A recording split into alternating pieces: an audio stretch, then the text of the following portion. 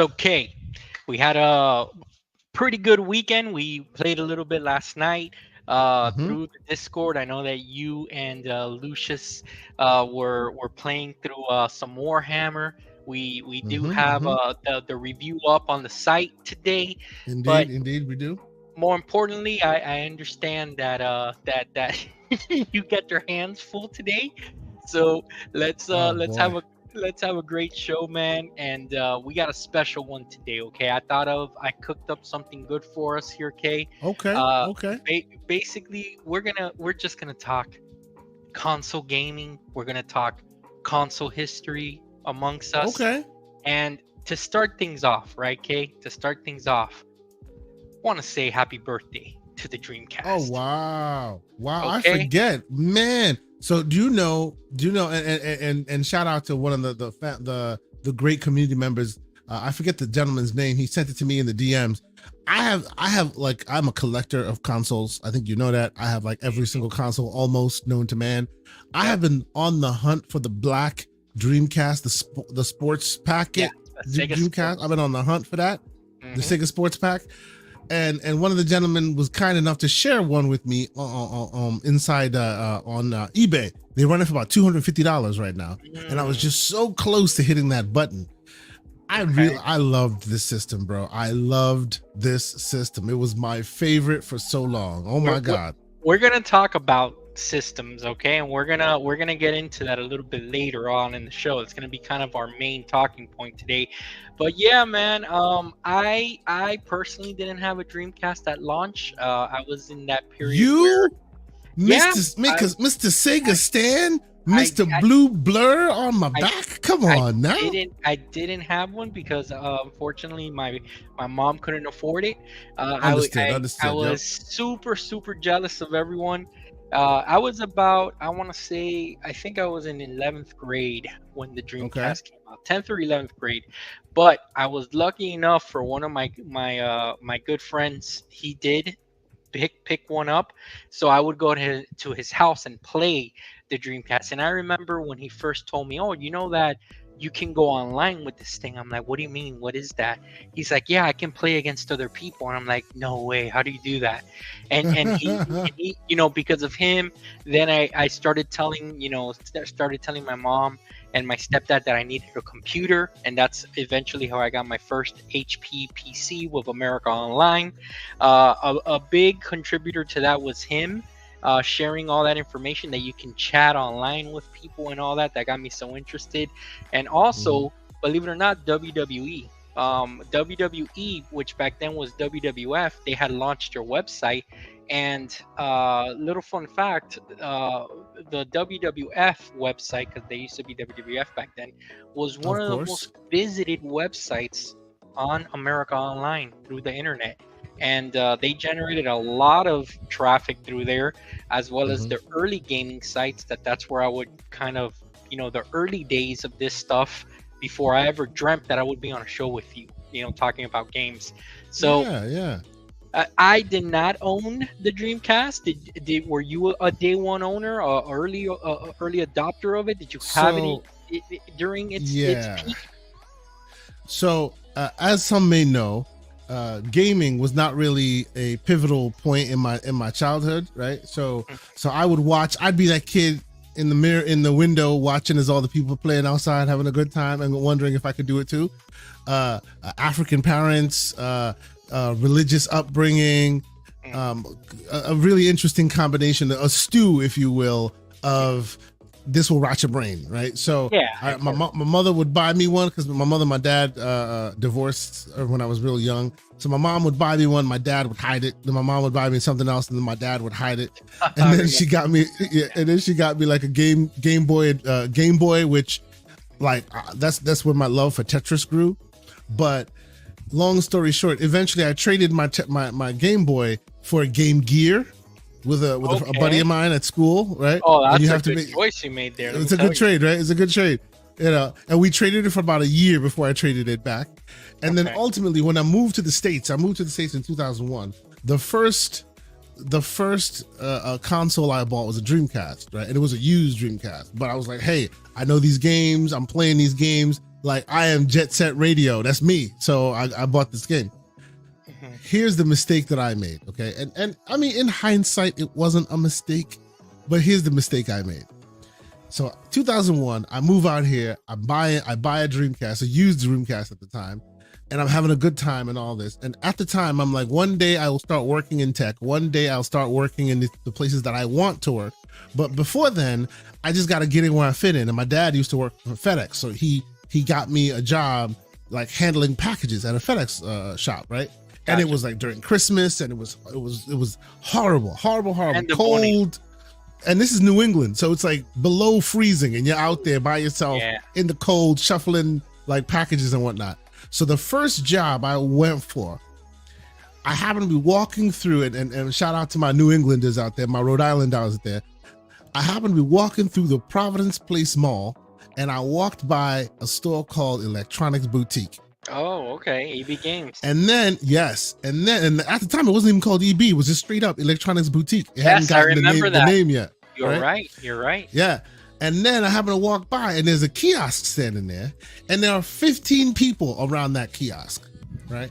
And those 15 people are all looking at one game, and there are 4 controllers connected to that one kiosk. You know what that game was?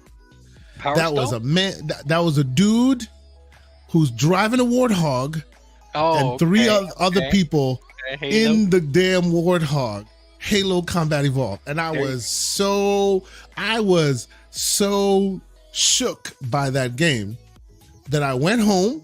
I did 2 things that changed my outlook. I went home, I put together my Dreamcast with all the games I had. And before I went home, when I walked into Electronics Boutique, I asked him how much it cost, so I know how much I needed to put together to get the game. And then I also asked for a job application. Okay. Long story short, I traded in my Dreamcast, got my first OG Xbox, and I also ended up working at that store when I walked into the store. Okay. Yes, and that set me on the path that it set me on. Oh. But to this day, now that I have all my old school stuff, I still have my GameCube, my Nintendo. I'm just like, right? I really want my Dreamcast back. It has to be the black one. Oh man! So there you go. I mean, you definitely save up and you should have it as part of your collection. Seriously, right? And the weird thing is, I'll never turn it on. Like all these old ones, I hack it, I turn it on, I clean it up, I make sure it's beautiful, and then I just put it in the case and just admire it from afar. Of course. But I'll tell you that since I didn't have a Dreamcast during its glory days, I said, my mom and my stepdad were like, nah, not gonna happen. But as soon as I did start working when I graduated high school, and with my very first paycheck, I did get myself a PS2, which is, we'll get into that a little bit later. But the Dreamcast, I went back and I actually bought it from one of my friends because he had one, and obviously he was all about the PS2 by then. And I said, listen, I never had the Dreamcast. Sell it to me. I know that Sega said that they're going to stop, that they're not making consoles anymore, whatever. And I was able to get my Dreamcast fix throughout that PS2 generation too. So I was a little late on it, due to financial constraints, but I did catch up, and I caught up on all the goodness, man. And till this day, besides Sonic Adventure 1 and 2, do you want to know what my favorite game on the Dreamcast is that I spent the most time in? Believe it or not. What's that? Virtua Tennis. I played that game so much. Bro, this is why you and I connect, man. I love Virtua Tennis. I love it. I love it. I love it. I love it. It's the greatest. It's so good. And you know how they didn't have the real players? I think they had kind of like these kind of lookalikes, if I can remember correctly. Well, I would pick... If I'm remembering correctly, I will pick the guy that kind of looked like the American dude that he used to be Agassi or something like that back in the day. Oh yeah, Agassi, of course. Andre Agassi, something like that. And I used that's his name, Andre Agassi. Yes, there you go. Yeah, very famous tennis player. Yeah. Yeah, so there's a lot of people in the chat saying that they still have their Dreamcast, saying that Tennis was the one. You guys know what I'm talking about. Let me officially welcome everyone, Kate, to episode 48 here. We're almost at 50, guys. We're planning on doing something special for 50. But yeah, man, we're pulling K away from the real world. I'm on vacation this bro. week, so yeah, I've been chilling all So day, man. before we begin, and I love this conversation, bro. You have rekindled my gaming fires. This is Oh, we're great. gonna get into this. Trust me. I got a lot more. I will bring this down for just a moment. And you know what? Let's say it this way, okay? So as most of y'all know, I'm West African. In my culture, when you get to a certain age and you pass on, it is you are crossing the finish line. It's a mark of victory. It's a mark of celebration, right? Okay. So when you go to the funeral, you wear black the first day to commemorate the sadness of losing somebody, and then you wear white the next day, and there's a huge party because you got to a level where you have passed on. That is my culture, right? Okay. We have found out 2 hours ago that James Earl Jones, Yes. if you don't know, King Jaffe Joffer, Yeah. Mustafa, Darth Vader has passed on at 93. The man has been around since 1931. Conan, the villain. Exactly, Conan. That's Wow. right. That's right. Right. I mean, so many great like pieces of culture that he is a part of, that he'll be remembered forever. So this is not sadness. This is a mark of celebration. That man's been around the block. He's seen it. He's been there. He's done He was that. 93 years old, guys.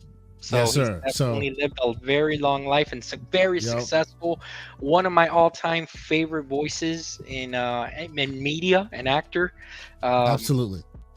It's a shame we lost another legend, man. Yep.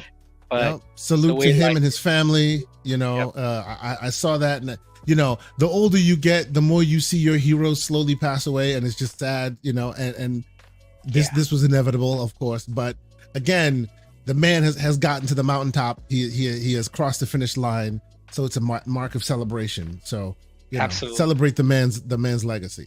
Absolutely. And just like him, he probably inspired so many to get into acting and voice acting and different things. And I see someone out there that, things happen for a reason, and he's here with us today, and I want to shout him out. Umbra, you got that voice, man. This could be I agree, brother. I agree, brother. I agree wholeheartedly. And he's got the chops, so he could definitely fill some big shoes there. But man, episode 48K, we're talking history and legacy here. That's what I call this. We're gonna just get to know us a little bit better here, K, with our history with console gaming. We got we got a couple of things to go through before we get to that. But like I said, Kay, happy birthday to the Dreamcast. Even though it's not here, it's never forgotten.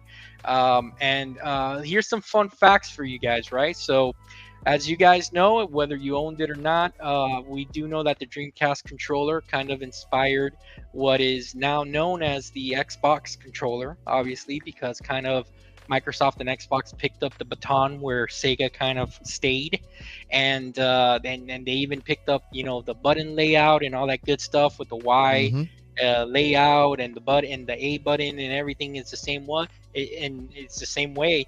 But if you take a look at it, you remember the VMU ports. Heck yeah! You had two of them. You had one for the Rumble. You had one for the memory. One of the cool things about this device was the visual memory that, like, for example, in games, they would have like a little mini game also that you can play on the memory card, which didn't they have like Tamagotchis in there at some point where you could keep them alive and all this? Yeah, they had a bunch of stuff, and I mean, it was gimmicky as heck, but it worked, man, back then. This is the stuff that we don't really see anymore, these kind of gimmicky things, except for cardboard Nintendo. But hey, I like that slander. Well done, sir. but check this out. Me owning a Dreamcast, right? I never knew this fun fact, and maybe you didn't know this, or I don't know if anybody knew this. Did you know that you can actually reset the Dreamcast, because it did not have an official reset button, but you could do that by holding down the 4 buttons in the start button? Did you know that you can reset the console? I did not know that. No, I did not. That's interesting. That's something I learned all this time. Like, think about it. Think about how much we love the Dreamcast, and That's something I had no idea you can do. And then, here there's a Mm-hmm. little joke about how people used to kind of troll their little brothers, and in the middle of a game, if they were about to lose, they would just, do that and be Reset like, the "Oh, whole what thing. happened?" Exactly, as they were gonna lose to their little brother in NBA 2K. So, and you remember, oh man, one of the things, Kay, I'm gonna take you back now. I know you remember this. You remember that 99.99 commercial in the club? Of course. All those Yes. characters and Sonic and I Yep. think Gary Payton, the basketball, Yep. the little See, I think basketball. that's where I think that's where some of Sonic's Sony's original engine came from. Remember, like Yeah, Sony's known for doing their ads with all these great characters you know and love, and they're all kind of chilling together. That was a Sega move back in the day. That's what they used to always do. absolutely, man. And Sega had such like they think about. If you guys haven't watched it, I know you have, Kay. I think the movie called Console Wars. I'm not talking about the It game. is. It Yeah, I'm is. not talking No, about no, the game yes. that the Xbox dudes just No, came out no, with. no, I'm talking absolutely. about You're the talking about the documentary. Yes, Excellent. yes. I actually own it. I own Yes, that documentary. It is so I do good. too. It's an excellent watch. It will help you Mhm. understand not only And the how book this. is also very good. The Oh, book I is never like read the really book. good. Wow. You got Okay. it gives you so much more details. There's so much to it. It's great. Oh wow, I'm gonna pick that up. I didn't know that. So in this console war, when this started by Sega, it really shows, at least it really shows you, and it showed me why we were brought up with this console war mentality, because Sega kind of, this was the marketing strategy for them to be able to Mm-hmm. take the market share away from Nintendo, because they were so dominant. And Yeah. they really needed to separate themselves and think of a creative way to say, hey, no, we're here, we're gonna plant our flag in Nintendo, you're gonna have some competition, which ultimately, I know everybody in here knows about this history stuff, but look where we are today. So, definitely a great documentary. But yeah, Kay, how about this right here? I saw this today, and I wanted to let you know, Mm-hmm. in memory of the Dreamcast, Retro Fighters is releasing a new fight I pad saw this. Yep. for the Dreamcast, for the Switch and for the PC. I'm gonna be Mm-hmm. picking this up because this, you know me with It's controllers, man. I'm beautiful. a sucker, It's beautiful. and Absolutely. It is fantastic looking. it, And it looks so good you don't even want to touch it. You want to hang it on yeah, your wall. Like what's going on? yeah. And I just finished picking up this weekend the Xbox Hyperkin controller, Okay. the S controller Oh, that they okay. brought out. Okay. Yeah. I picked that up and I have it in hand right now. Let me tell you, man, they did a pretty faithful job. It feels just like it, just like they did with the Duke. They did a good job with this. I haven't played anything with it yet, but I'm gonna be doing so. Um, Mm. let's see what else here, Kate. What else I have? Of course. All right. So Oh tomorrow, yeah, yes. okay, it's a big Uh-huh. day for gamers. Mm-hmm. Mark Cerny's going to be presenting a 9-minute stream to, I guess, everybody's predicting, and I mean it's the worst kept secret in gaming right now, but that the PS5 Pro is going to be officially announced tomorrow. I'm sure Cerny's going to talk about the PSSR. Hopefully they show off some No, no, games. no. Come on, man. Come on, Pisser, man. Are you pisser, serious? the No, pisser. no, no. You got to say it with the Stankonia on it, man. It's the pisser. Come It's on. the pisser. I got you. So for me, Kay, I'm a little I am excited for it. You know that Okay. I'm a sucker for hardware. New Yep. hardware gets me excited. Console gamer at heart. Hmm. I do have a red line with this. If it's anything over $649.99, it's gonna be a no for Okay. me. Anything under, you have my attention. Okay. How about you? I know that you haven't really spoken up about whether you're interested or not. What would you need to see from them to maybe get you to pay attention here? Honestly, I need to see some actual something interesting. Say what you will about Nintendo. Whenever they come out with something, they show you something interesting. Hmm. Like they show you something interesting. Like they showed you something interesting with the controller that was really sensitive and was really capable, right? even if what they show you, that interesting technology they show you, is not like faster speeds or more performance, they give you a reason to differentiate them from others in the market. They do that, right? And it's not necessarily even the games. Yes, I know they got that, but the hardware at a base level, they show you something that's unique, right? So if they want me, they need to show me something unique. I doubt they will do that, because I've contended that this thing is tied to the PS5, right? You can't make a PS5 Pro exclusive game. You have to make a PS5 game that scales to the Pro. So because of that, their hands are kind of tied.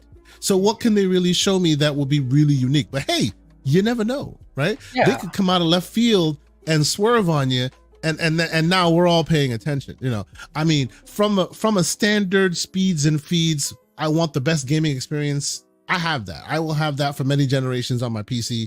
You know, that's it is what it is in that realm. But you want me to buy something? Show me something interesting. Yeah. You know. Let me derail the show real fast with something that you just said right now with Swerve. Sure. Okay, I gotta tell you this, Kay, because and I gotta let everybody know in the chat, okay? This past Saturday there was a wrestling event called AEW All Out.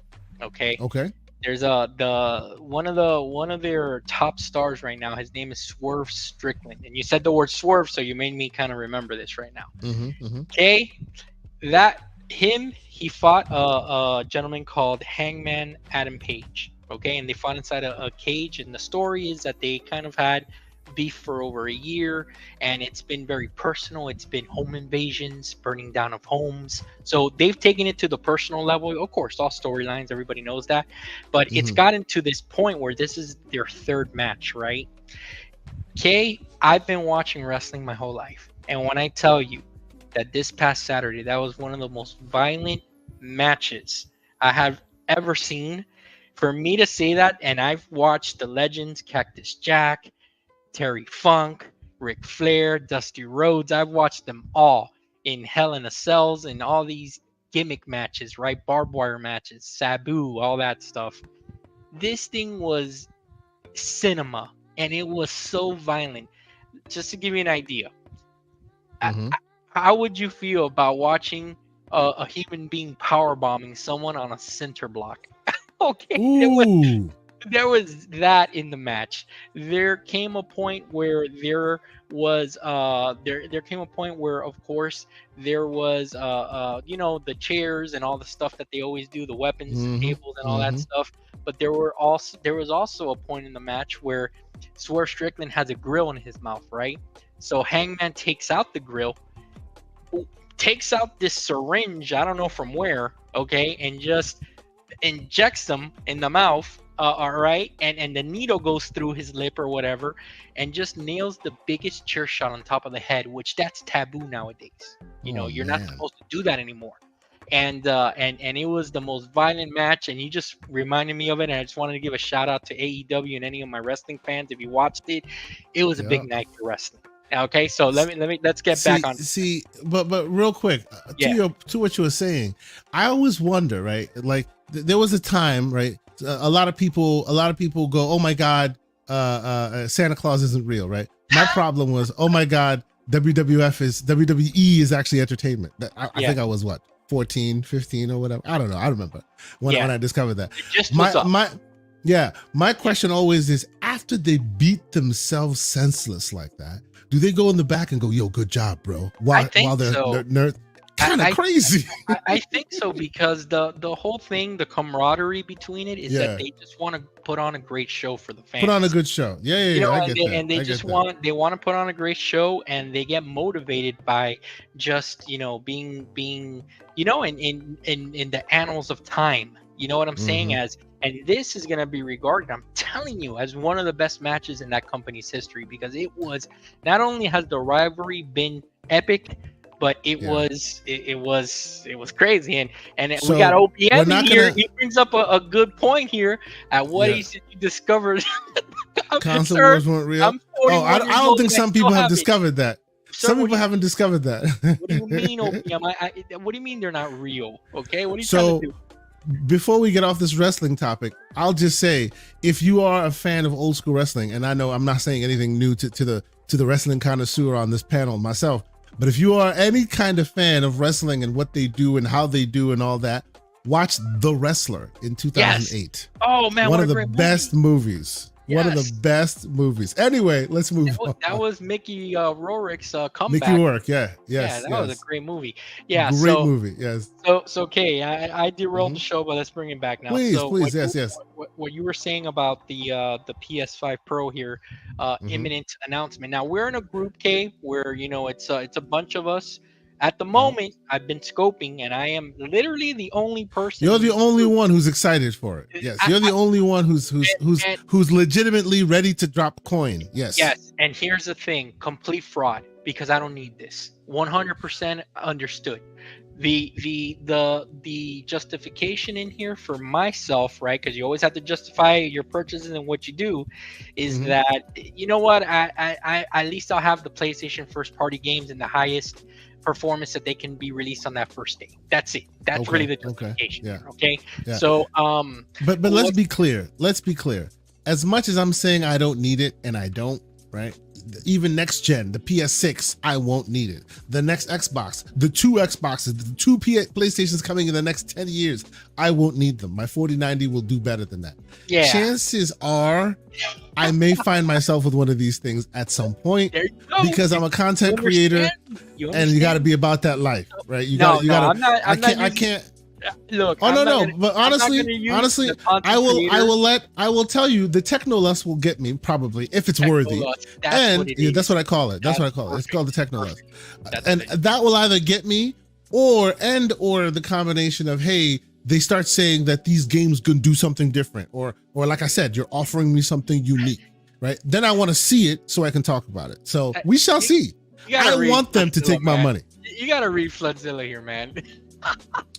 The big man Flood, he said, bro got a whole 4080, but Tony, come on.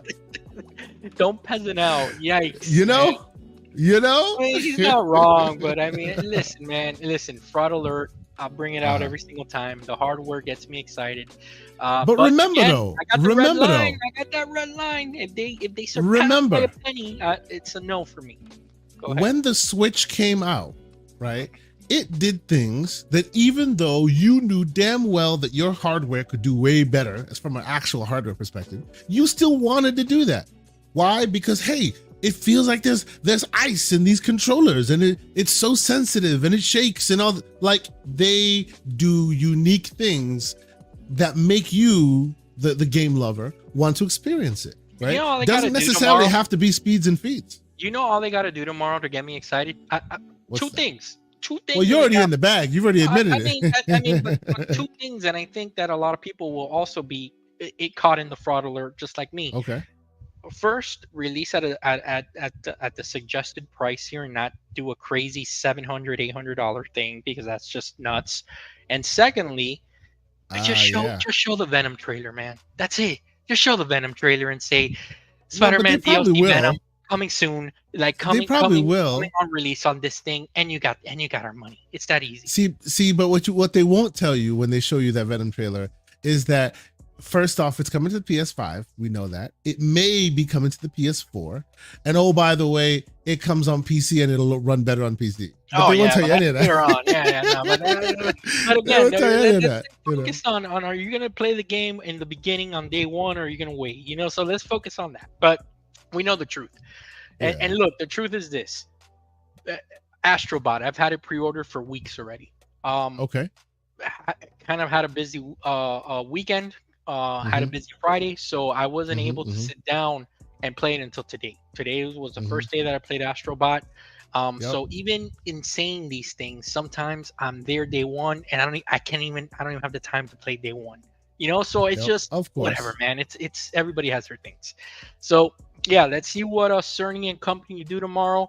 A lot of people are excited, online from what I'm seeing. They're looking forward to it. We know that there's one side that's looking forward to it to see what they offer, which I think is the camp that we're on. There's another side that's looking to see how ridiculous they are, and then there's another side saying that this thing is not needed at all, and they're just waiting to laugh at it. So let's see where this announcement kind of falls under. You know what I'm saying? I feel you, man. Yeah. For the record, I am one who's waiting. I'm waiting to see how they take my money, because then my money's there for the taking. It is, because I'm a techno guy. I'm a content creator. I talk about games all the time. My money is there for the taking. I was the hugest VR guy. To this day, y'all have not found a way of taking my money for the PSVR 2. You were ready. Let's see. I was ready, bro. You saw me. I was ready. Yeah, I know you were. Right? I know you were. Let's see if they take my money for the PSVR. They didn't do enough, man. They didn't, right? Enough. So we'll see how the Pro and then they bring it on PC, and they still didn't do and enough. even there, they didn't do it enough. Right? So, yeah. All you had to do was give me the same features you have on the PS5 to the PC, and you would have had me. You didn't even do enough. Yeah. Let's see what next round brings. You know. Yeah. Calorie brings up a good point. Do y'all remember the PS5 Journey talk conference? It was like an hour of talking about variable CPU and the fastest RAM with cracking, encoding, etc. I expect this to be the same. You're probably right, Calorie, but here's the thing. Well, the dude has 9 minutes. What is it? I was about to say, it's like 9 minutes. It's gonna be like, here's the thing. Remember what I said last time? Better. Peace. Yeah. No, I mean the thing about him is that, you know, this is just my opinion, but the lack of competition is showing here. 9 minutes to sell this thing? Good luck. All right, I don't know. All right, so Kate, I spoke to you about this last week, but officially the full package was unveiled, as well as the specifications of what you're going to be getting, and the release date, and also the price. Check this out, okay? This is very intriguing. So the Retroid Pocket 5 handheld is going to sell for $219. Comes in a bunch of colors, cool colors. They even got a cool GameCube one. All right. This thing is packing Android 13. It's got an Adreno 650. They have an how do you say that? AMOLED? An AMOLED. You know, this thing is looking really good. 5,000 milliamp battery. A lot of people are excited about this, man. Now I've seen kind of like the specs on it, and again, it's not as powerful as the Odin Pro. No, it doesn't have the same processor, but it doesn't need to be. But it doesn't. It's also half the price or whatever, right? It's like real cheap in comparison. Yeah. So, but this thing is fully capable for anyone that wants to get their hands in that Android emulation scene. Because if you think about it, the Odin 2 was powerful, waiting for a day that hasn't come yet. There you go. If you have the Odin 2, and then one day you find yourself in a world where PS3 and PS4 emulation becomes a fact, oh, you got the Odin and you straight. But that does not exist still. You're still only going as far as PS2, right? Even to this very day, right? And yes, there's Switch emulation, but this can do Switch emulation, right? Right. Depends on the type of game, but still, it can do Switch emulation. The only reason why you want overkill power is for the day that the new, more complicated emulators show up. And so far, they haven't yet. So $200 for something like this. I think this is the Snapdragon, what is it, 883? I think it was something like that. Is it the 883? 850? I think it's the 853 if I'm not mistaken. 853 while you're talking. Yeah. It's less powerful than, say, my Galaxy S21, which was an 888, right? So it is less powerful. But again, in the Android world, it's diminishing returns after you're able to emulate good Switch and PS. By the way, 865. Okay. Yeah, it's 860 Snapdragon 865. Yeah, we and I call myself among this. We need to stop on this trajectory, this highway of more is better, because more is not necessarily better. More just equals more charging you, even if you don't get the full benefits of it more, right? You can get the Gen 2 Snapdragon processor, which is completely awesome, overkill. It's what you find in like the VR headsets, is what you find in the Oculus Quest and all of this, right? But they need that for tracking and hand tracking and all these other extra things that they process. They don't need it for game performance. They don't need, well, they use it for game performance as well, but you don't need that for emulation. You don't have to have such high overhead, because there's no hardware no software that can run it at that high level anyway. So I say all that to say this is well positioned. You know what? I actually own an old one of these already, so I might look at getting another one for emulation purposes only. Yeah. You know what? This will be cool to have too, if someone out there still doesn't have a PC handheld, but you have like a powerful PC. Or you know what, maybe you want to stream your PS5 or your Xbox Series console. This will be a good little streaming device to Yeah, do GeForce Now, XCloud, better XCloud, like you showed off in that absolutely. video. Yep, yep, Stream yep. Moonlight from your PC, and especially that it's gonna be that OLED screen. Ooh man, Hmm. this is gonna be a good one. Yeah, Telling you, for yeah. that Oh, price, I am it's really excited. And these guys have ramped themselves up. They didn't just show up out of nowhere.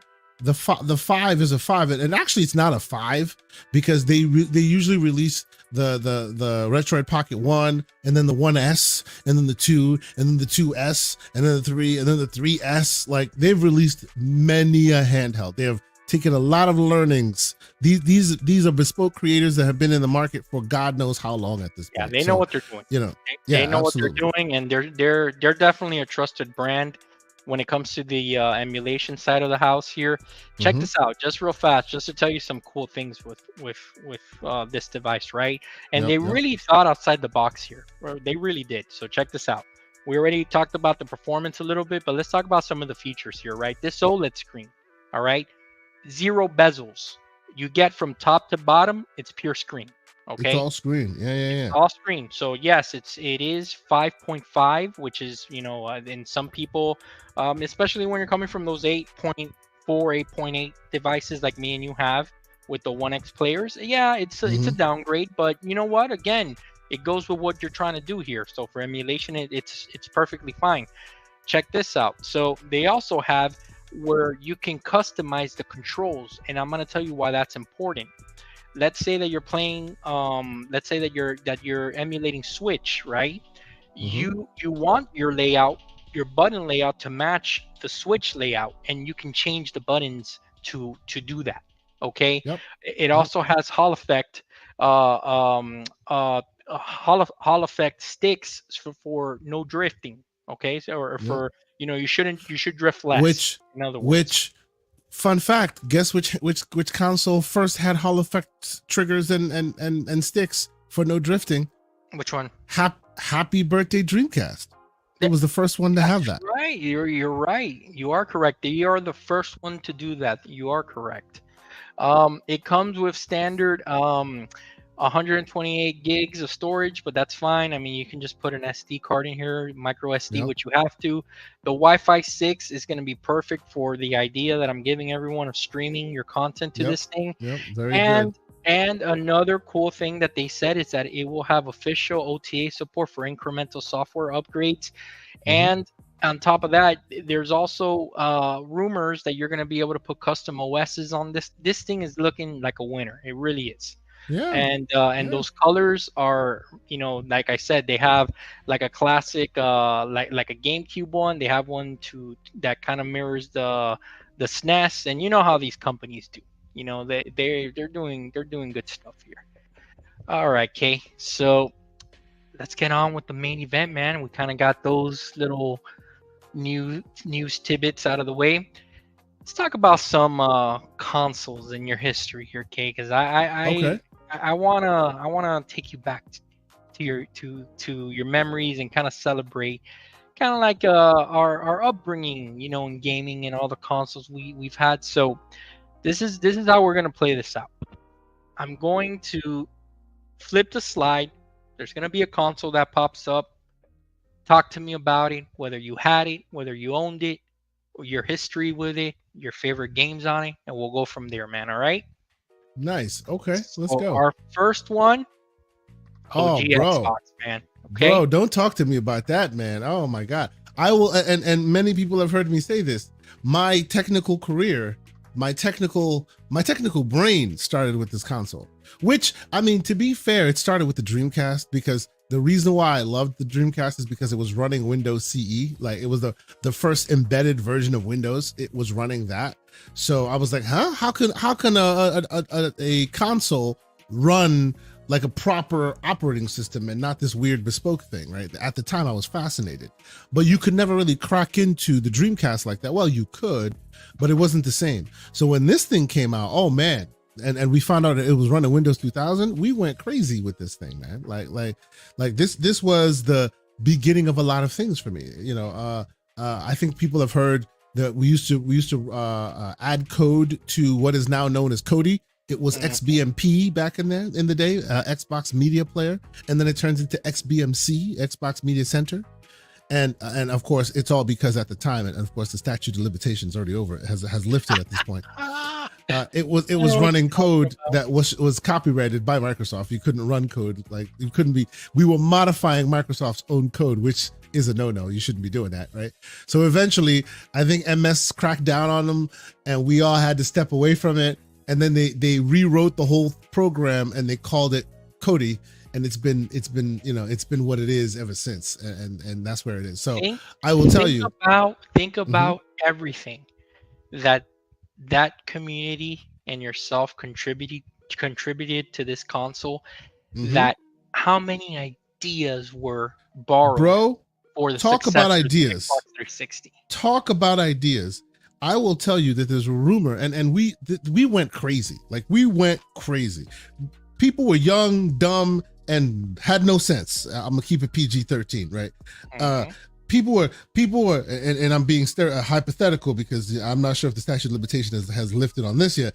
People were modifying these things and putting them on eBay and making hundreds and hundreds of dollars. Like, yes, they were selling this thing, right? And there's a rumor that at some point somebody, and this was during the time of Bill Gates, there was a rumor that somebody literally bought one of these things, put this on Bill Gates' desk and said, look what they're doing with our baby. And that literally informed the 360. Because remember, before the 360, when this was Xbox One, it was very capable. But all you could do was rip CDs. That's it. Yeah. Right. And then of course the 360 shows up, and now you got apps, you got Netflix, you got all these apps. They built the App Store infrastructure to the 360. They made it, and this is something that has happened with the internet age. They made it so that if you do not connect to the internet, the console or the box that you have is practically worthless. Like, why would you want it's less than. Absolutely. Exactly. Absolutely. This thing, nobody will give it credit. This thing started a lot of things. This console started lots of revolutions. So tell me about that. Kind of like your memory of it is kind of like that modding scene and hacking scene on it. But talk to me about how far into the lifespan did you get into that scene? Because I think that me personally, I got into the modding scene when somebody at work kind of told me that you were able to do special things with the OG Xbox, and it was about 2 years into the life cycle into it. But before then, I had purchased a little DVD adapter that you needed. I remember that because I was so trained by PlayStation that I even bought a memory card for this thing when you didn't even need it. I didn't even know what a hard drive was, but since I was trained by PlayStation, I'm like, no, I need a memory card. And I remember that the dude, I think, where was it, in Best Buy, I think is where I bought mine. He's like, why do you want that? And I'm like, because I need to save my games. And he's like, okay, whatever. He sold it to me. Instead of informing me, hey, this thing has something called a hard drive, I didn't even know what that was, Kate. I had no idea what a hard drive was. None of that stuff. Okay, I just wanted to play Halo. Like, I saw Halo, I'm like, I just want to play that. You know what I mean? So I feel you. How many years did it take you to kind of get into that modding scene? Was it right away? Did you have the Xbox from jump? I had it right away because remember at the time, like when I saw it, it hadn't released yet, but they had a bunch of kiosks like at the EB where I was working, right? Like, it was there. Yes, they were awesome. They really like they made you want to jump in there. So I would before it released, I would just sit there after work and just be playing this thing for hours and hours and hours. And then it released day one, and of course I bought one. I used my earnings from GameStop from EB Games to buy one, right? And how deep did I go? It started pretty early on, like because I mean, this was Microsoft's first foray actually into consoles, and they didn't know that console gamers of the time were a very interesting bunch. And if you don't secure your hardware hardcore, we will find all the little nooks and crannies that you allowed us to find, and before long we're running unsigned code. So that's what we were doing, you know what I mean? So I modded my first one. Let me see. I thought I saw. Put that up again. Sure. All right. So Michael Santiago says my first Xbox was modded. If you hold the power button, it would boot up. So okay. So I used to make that, right? So what you had it was an executor chip, and I actually have mine still with an executor chip in it. Remember that? That's right. Yes. I had mine still has an executor chip in it, where you had to solder it onto the board. There are multiple hacks these days now. Like actually, as I'm talking to you, I'm looking at my shelf. Splinter Cell has a mod within it. That's Splinter Cell has a mod within it, like a game mod that you can then put a cracked version of a game save onto it. So when you load Splinter Cell, it hacks it automatically. Crazy how people find things. It's just crazy. Who would ever think that a game that was released officially would have a way to kind of back end and exploit the whole thing? Isn't that crazy? Yep. We went too deep. Like at this point today, like I don't use this anymore, right? It's on my shelf, but mine is a white one because we spray painted it. My Xbox logo that's green is actually white, is black with white Xbox on it. Mine has the executor chip on the left hand side right there, and it runs these hard drives were like, like rudimentary pieces of crap hard drives of the time. I have since, like, I kept it alive, I've cleaned it up.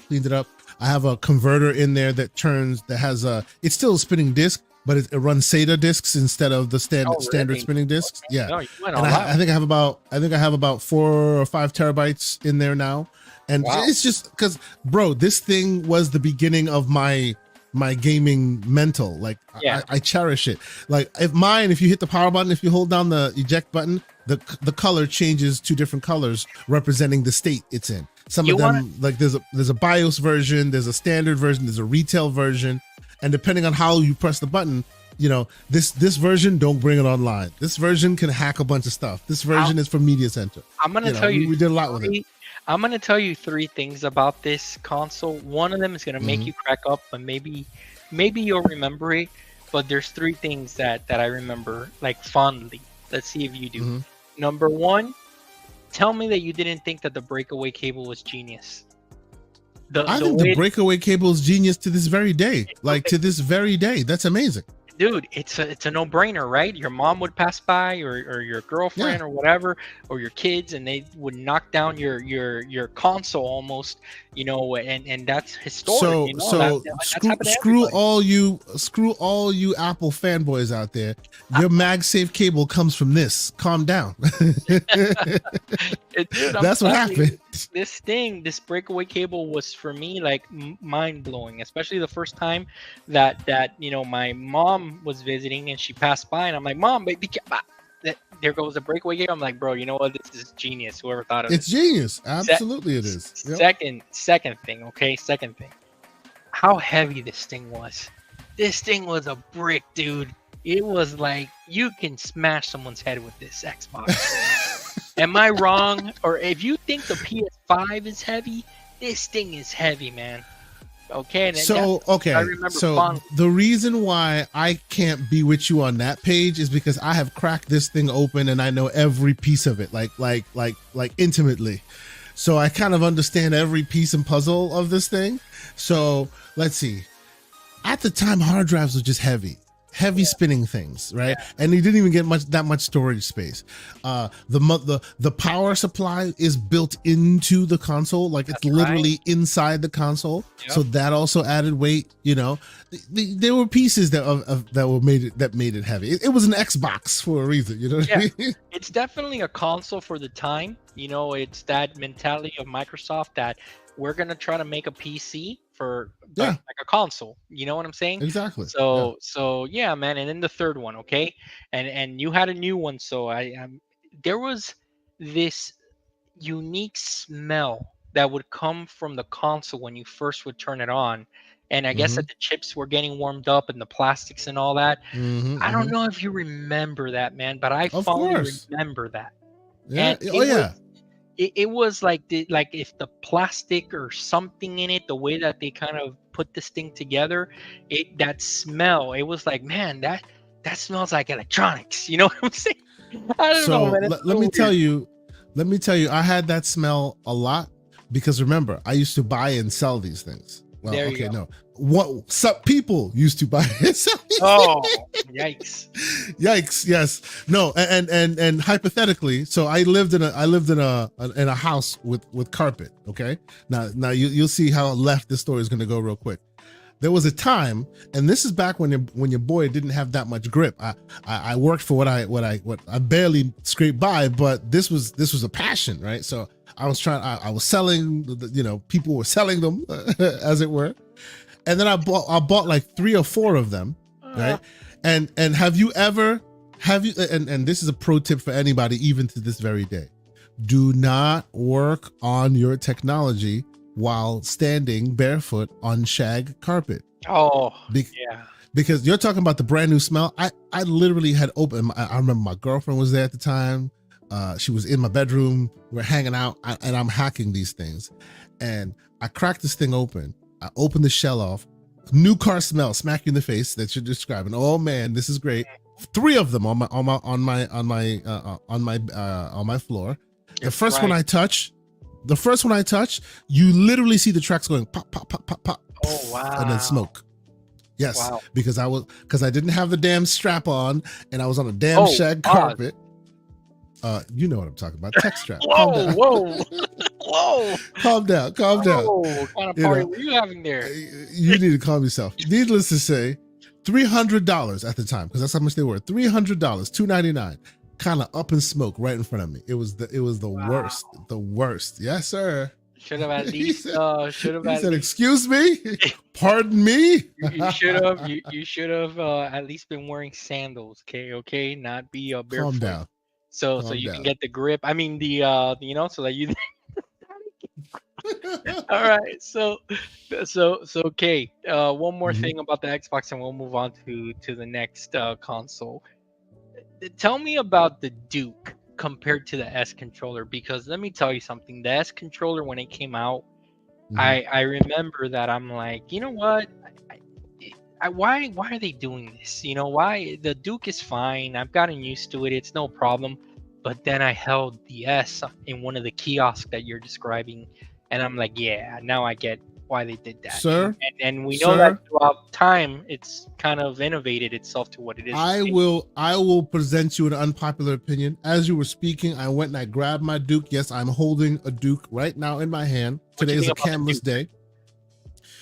Y'all will not slander the damn Duke just because y'all got baby hands and y'all can't handle it. The Duke was the GOAT controller. I love this controller with my whole heart. It's amazing. The I Duke love was this controller. business, man. Let me tell you, Now like- you were talking about hitting people with the console. You could Oh, like man. fend off criminals with this thing. let me tell you something. The Duke is you don't want it. You don't want to get someone. You don't want to get mad. You don't want someone to get you mad around them with the Duke, because you can cause some serious damage. And this thing was No doubt. I remember how comical it was, right? Because like I would go between the Xbox and the PS2, and I would get used to for a little while the Duke, and then I would go back to my PS2 DualShock 2, and I was like, bro, this thing feels like a toy. It feels like plastic, like it's a little plastic toy, because the back and forth, and the thing See, is, but you know what though? You know what? Honestly, the DualShock 1 and 2, great controllers, right? But I didn't realize how much I disliked them until I first got the Duke because of the offset sticks. yeah, That was a- began my love with this controller. yeah, And yes, the it was a- offset sticks needed to be there because the Duke was a big boy. Yeah. But ever since then, I cannot, like, I don't care how great the DualSense is, and I think I've talked to you about this before. The Astrobot has made me find my love for the DualSense, right? Okay. I love the DualSense playing Astrobot, but even there, you want me to switch, you want me to consider that controller a viable option. Give me a DualSense offset stick version. That's what I Well, want. I mean, I kind of have that with the Fly Digi that we talked about yesterday, but I'll show you that on another day. True. But Okay. but I do you know the original story of the Duke? Why the controller ended up being so big? No, I did not. I know why they made the smaller one, the Okay. S, but I didn't So- know about the big one. So the reason, and I heard Seamus Blackley say this in a Hmm. in a show once, the reason that they made it so big was because when the original boards, circuit boards, were made, they were too big, and they weren't anticipating it to be that massive. So Okay. it was comical to them how big that controller was, but then they're like, listen, it'll work. It works for what we are trying to Hmm. accomplish here. So they went ahead with it, and to be honest with you, it was too late. They didn't have a choice. But Yep. it ended up so the redesign, we know, or because of the Japanese thing, that's where it came out Yep. first, and then Yep. eventually they brought it here to the States. And look, the Duke has a lot of history. If you want nostalgic Don't feel, you dare slander the Duke. no, no, no, I no, will cut your no, no, mic, no, no. sir. I'm a fan. I'm actually a fan of the Duke. There, you're not gonna hear slander from me. Hmm. If you want to use the Duke in like its glory, go back to Halo Combat Evolved and use the Duke there. That's Indeed. Indeed. that's where you are going Absolutely. to get the most nostalgic feel. Yep. And that Yep. really is the way to play that game. It really is. You know what? I still, and I'm holding Duke in my hand as we speak. I still think that, and what they did, as you're looking on the screen there with the S, what they did by putting the black and white control buttons on the bottom, to me is still slanderous and still like a travesty among nature.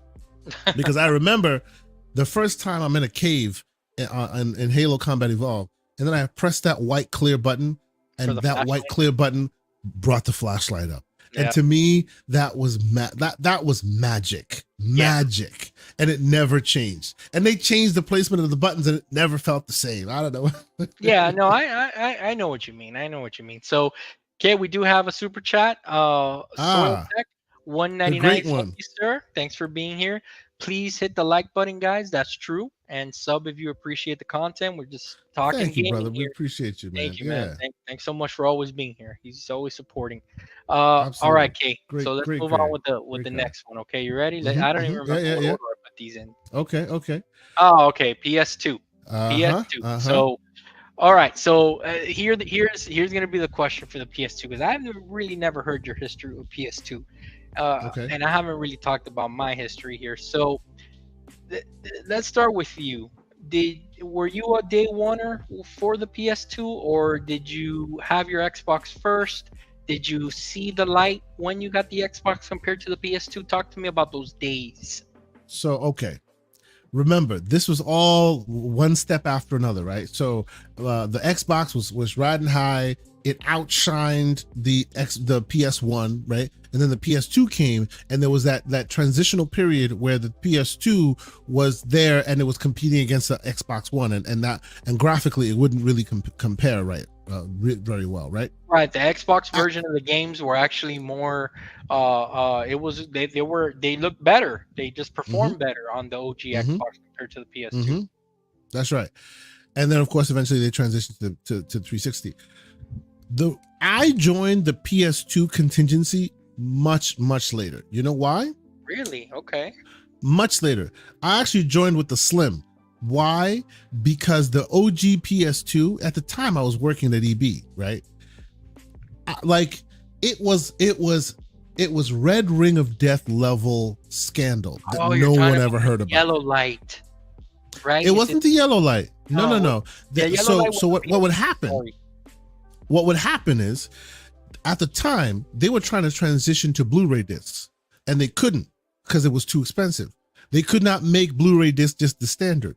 So, and obviously they did that in the PS3 and moving forward. So they'd have, if you recall, the PS2 had the regular colored disc and the blue disc. Yes. Okay. And each disc required a different lens. So there were two lenses in the PS2. And depending on which CD you put in the tray, it would detect, okay, well, I need the blue lens. And then there's a motor in it that would bring up the blue lens. And the other one needs a regular lens, and it would bring up the regular lens. And over time, that motor would break, and whatever disc you last used becomes the only type of games you can play. So there were PS2s that only played the blue discs. There were PS2s that never played the blue disc. I never knew that. And our back rooms were full of this stuff. 300-400 consoles at a time. Wow. People talk about the Red Ring of Death and, oh my God, it was a thing. Like, PlayStation has been historic about their marketing and how they are able to keep the slander down. Because this was Red Ring level slander. Like, Wow. people were loving PS2s. It was amazing. Our back rooms were filled with people returning them, replacing them, returning them, replacing them, because that motor would keep dropping. Because maybe people weren't treating it right. You know, you take them back in and they'd be smelling of like special kind of wacky tobaccos. You know, they'd be smelling of people not putting them in the right places, and that motor would constantly be dead. As an ashtray, I got you. Let me ask you this question, because typically this is how it happens, right? What game or games did you see that got you to want that slim? What was the game that you saw that you're like, man, I'm finally gonna get this thing? Actually, it was GTA 3. I think it was. I think it was GTA 3 or Vice. Because I know GTA 3 came out first, then Vice City. No, it was Vice City. It was Vice City. It was Vice City. Because I had that was my first visit to Miami. This was way back in the day. My first visit to Miami, Ocean Ave and the whole nine. Yeah, you know what it is. You know what it is. Ocean Ave and all of that, right? And then I come home and this and I go to work and this game is out here, and it literally, of course, you use your imagination these days. It literally seemed to emote and recreate what I had just seen in Miami, and I had to have it. Right? It was awesome. I loved that game for Vice City that they had the and I run. What was it? Was that the Of course. For Vice Yes, City, yes, or was yes, that yes. 3? I forgot. No, that was Vice City. That was Vice City, right? And then when you see it was neon lights in South Beach, and then the 80s vibe and the Tony Montana exactly. And the Scarface stuff, man. Yeah, man. I had the fat PS2. I got it literally with my first paycheck of my first job. I got super lucky to get this thing, because when it released, it was consistently sold out due to shortages and due to high demand. And I remember walking into a Best Buy one day and there was a line. And I'm like, hey, I'm assuming that this is a line for the PlayStation 2. And the dude's like, yeah, check this out, okay? Look how lucky I got. I forgot if I was number 5, 6 in line. I don't remember that. I don't remember those details. But I do remember that the dude in front of me gave up his spot to me. And I was literally the last one that was able to get it on that day, and everybody else bro. waiting this. And he goes, "Listen, I changed my mind, dude. Here you go. Take my spot here. I don't want it anymore." And I'm like, "Are you sure?" And he's like, "Yeah." And I'm like, "Dude, thank you so much. I was able to take it. Came in the blue box, man. I was so excited to open it. First paycheck, dude. First paycheck of my first job ever. I got the PS2, and I remember that. That is awesome, bro. No. Go ahead. Finish. No, and I remember that one of the games that got me really excited to play, and I would play religiously with my with my cousin's husband, was obviously the new Madden. He already had a PS2, so we would play Madden on it, right? And we stayed up one whole night playing through a season until this day. And we were actually talking about this yesterday in the party that I went to that I told you about, and we were laughing about it because I was telling him, hey, I'm gonna do a show tomorrow, and I'm thinking about talking about console history or whatever. And I was telling, hey, you remember that night that we stayed up the whole night playing through our season that we did? And what we did was we would challenge ourselves, right? So we picked the worst ranked team in the game that year, which was the Cincinnati Bengals. All right, and then we made ourselves. I mean, let's be honest. The Cincinnati Bengals could be any season at this point. The worst team. I'm sorry. Oh man, listen, they can't be as worse as the Cleveland Browns. Or the Cleveland Browns, indeed. Slow-mo's listening. The former Redskins. What's their name now? I don't know what their name now is. Washington. What's their new name? I don't know what their new name is. They changed their name. They used to be the Washington Redskins. And then and I see OBM in there. Let me throw some shade there to the Detroit Lions. They've always been bad, except for Barry Sanders. Okay, so OBM will appreciate that. So we stayed up the whole night, Kate. and we just started cracking up yesterday because till this day he still holds it against me that we went through the whole season playing, right? We played every single game all night, and it's like 6 o'clock in the morning. We're in the Super Bowl. He tells me he throws an interception, and it's like the last minute of the game. The team is running back the ball, and he tells me, "Do not turn into the CPU. Let the CPU tackle him." And I go, "Nope, I'm gonna turn into him," and I missed the tackle. The dude runs it back for a touchdown, and we can't score. And till this day, he still holds that against me. He goes, "Bro, you're damn right. Why didn't you listen to me, bro?" And I go, "I just wanted to make the play, man. I don't know what to tell you." So, how old were you guys? Oh man, I must have been like 19 years old, probably. There you go. 19. He must have been 20 something. So we and then of course the SmackDown games that came out, the wrestling games.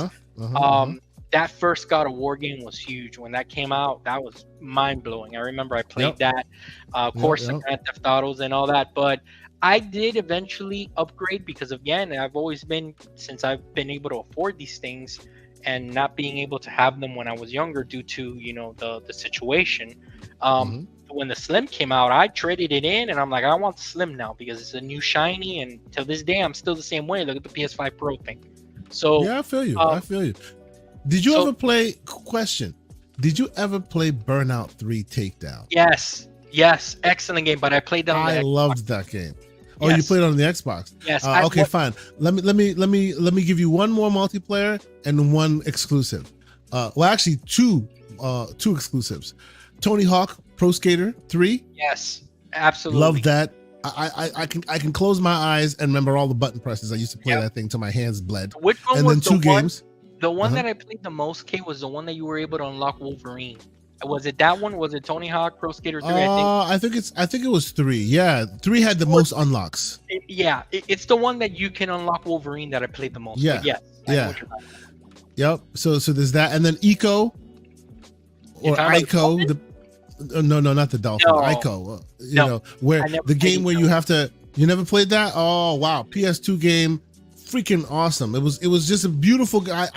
It was one of the first games that I played that I was just like, okay, you can actually this can be a storytelling device where it's this emotional experience where you basically having to transfer your companion across this game, keep him safe. No, I've seen it before. I just never played it, but I know what you're talking about. It's awesome. And then a weird one, Katamari Damacy. I don't know if you played Katamari. I loved that game.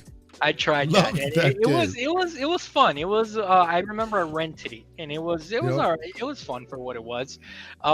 Now I will tell you this: during the PS2 generation, something happened to me, and that's that when I got on board with the OG Xbox, and I started seeing that the performance was better, and I just like the ecosystem and all that stuff better. The PlayStation became, and till this day, this still is the same, even mentally to me. The PlayStation has become the first party PlayStation platform for me. Like if I turn on my PS5 right now and you're here, you would see that my library has nothing but first party titles in it. That's it. There's nothing else. Me too. On there. Okay. Me too. Yeah. I buy them for their first party. You'll never see a third party on there unless they gave it to me for free. And the only third party stuff you will see on my list, if you're one of my friends or if you come here and you see, is like PSVR 2 titles, because PSVR 2, they're on PC also, right? Yes, but that's it. There's literally nothing else, and that's the way I've always seen PlayStation brand for myself and Nintendo brand as well. Those are my first party machines, and Xbox until this generation was my third party machine. And we all know what's happening now that I'm on Steam, with PC and stuff. So even Xbox has become also that de facto first party machine for me as well there too, unless there's something on Game Pass that catches my attention. But it's funny that. But let's see what's next, Kay. The PS3. Oh, the George Foreman grill. Oh yeah, baby. I love that thing. I still have mine. I have mine right now, still in my office.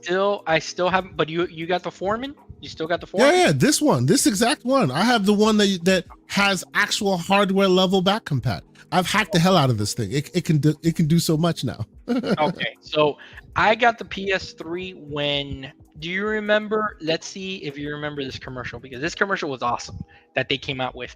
Do you remember a commercial that they released when when they were getting their butts kicked, and then they ramped up on the marketing and they went away from the weird baby marketing, crying, that Hmm. weirdness that they had going on, and then they Hmm. went with like a more aggressive towards gamers marketing, and they brought out a commercial that I still remember. It's that Saliva song. Remember that band Saliva?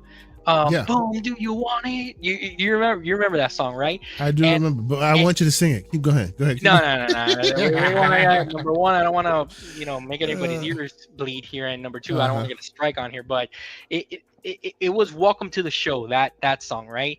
And if Hmm. you go back and you watch that commercial now, let me tell you, that commercial is still pretty epic. And that commercial and Uncharted got me to want this thing when I saw the combination of both, because I had seen Uncharted before in the demo area, but it was never playable. There was only a video, so I could never get hands on like with it until one day I saw this commercial and I started getting hyped, and the FOMO hit me. I'm like, you know what? It's time for a PS3. How about you, man? When did you pick it up? I know you didn't pick it So up in the early days. no, I didn't pick it up in the early days. Funny enough, this was a gift, and day one, I got this thing. But Really? this was a gift from an ex girlfriend, a Oof. now ex girlfriend, Oh, she must have liked it and a lot. That was oh, five ninety nine. and it was $600, bro. Damn, I mean, yes, Ken Kutaragi and said we needed like 3 jobs for this thing, and he was and right. to this day, 2024, my George Foreman turns on like there's no problem, no tomorrow. Everything's perfect. It runs right.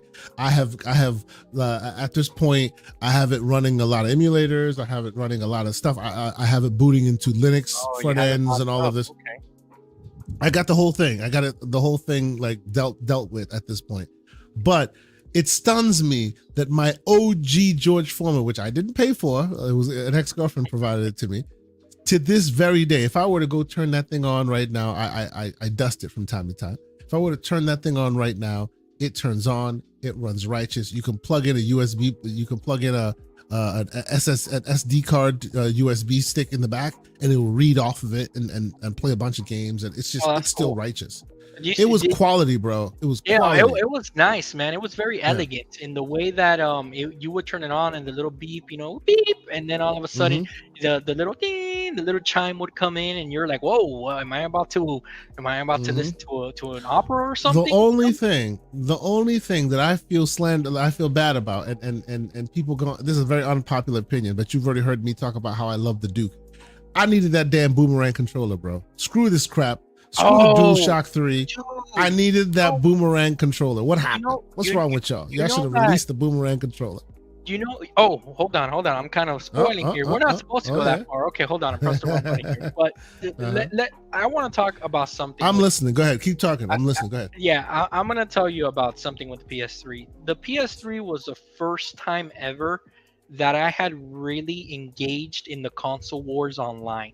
The PS3 and the 360, because the PS2 and the OG Xbox and the GameCube, it was between family and friends that we would have those conversations, and in high school.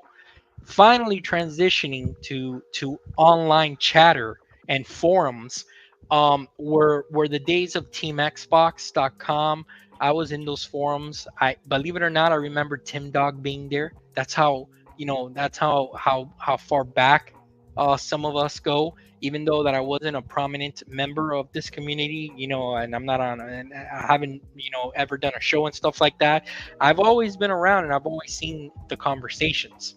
um so I have this, returned. Yes, I'm getting some water. yeah, Continue. Yes. so So the you know Tim from way PS3, back when, huh? I don't know him, but I remember seeing him around a lot in those Team Xbox days. It was a Okay. forum, which, in there it was, man, let me tell you something. If you It was not for the faint of heart. All right, Uh-huh.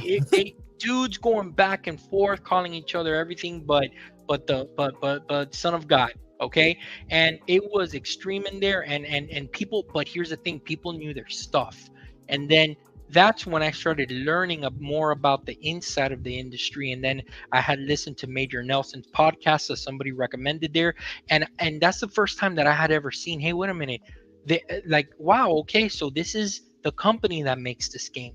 Oh, okay, so this is the developer that it says on the box. So I like these people, so that when they make another game, I'm gonna pay attention.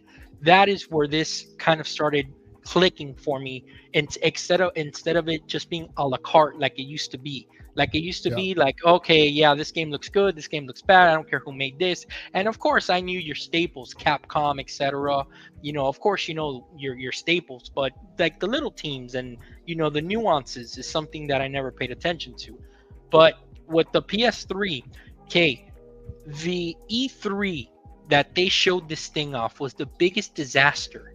It was the biggest disaster. And I remember it was comical because everyone on those forums, everybody was commenting in real time saying, are you seeing this? This is hilarious.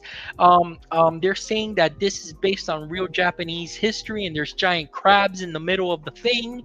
And it was just hilarious, dude, the things that they were saying. And then when they announced that price, everybody started celebrating in that forum like, oh my god, it's over, $5.99, they're done. It reminded me of kind of like the chatter that we have now, in private, in our DMs and stuff like that. It So is very true. it Very so true. it How the was tides turn, huh?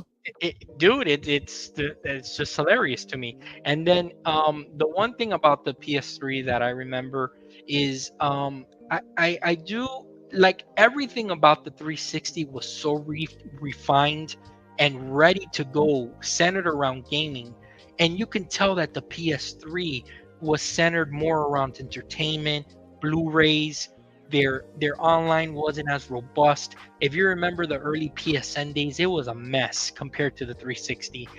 And it's just incredible how we fast forward to where we are today, how much advancement PlayStation has made in the space to kind of own the gaming kind of space there, and Xbox to, be a little bit behind them, not only in sales, but kind of like in some of the innovation that they used to do in the 360 days compared to how, not so far back, but how PlayStation has been able to surpass them in little things like trophies. When I think about the 360 and PS3 days, I can't help but think of the achievements, how much of a revolutionary that was. And then PlayStation further down the line is like, oh yeah, we got trophies too. But I was like, yeah, but achievements were here first. You know what I'm saying? But Of but course. there's So just so can much I to tell you remember. one? Can I tell you one aspect of the PS3 that was terrible, and it's still terrible to this day? Yeah, yeah. To this very day, if you were to go to Xbox, right, and you say you want to update a game has come out, you maybe the game came out a long time ago, and now you're joining in, right? You want to play this game that's been out for some time. On Xbox, you download the update, you're playing the game. Yeah. On PS3, it's one update of 55.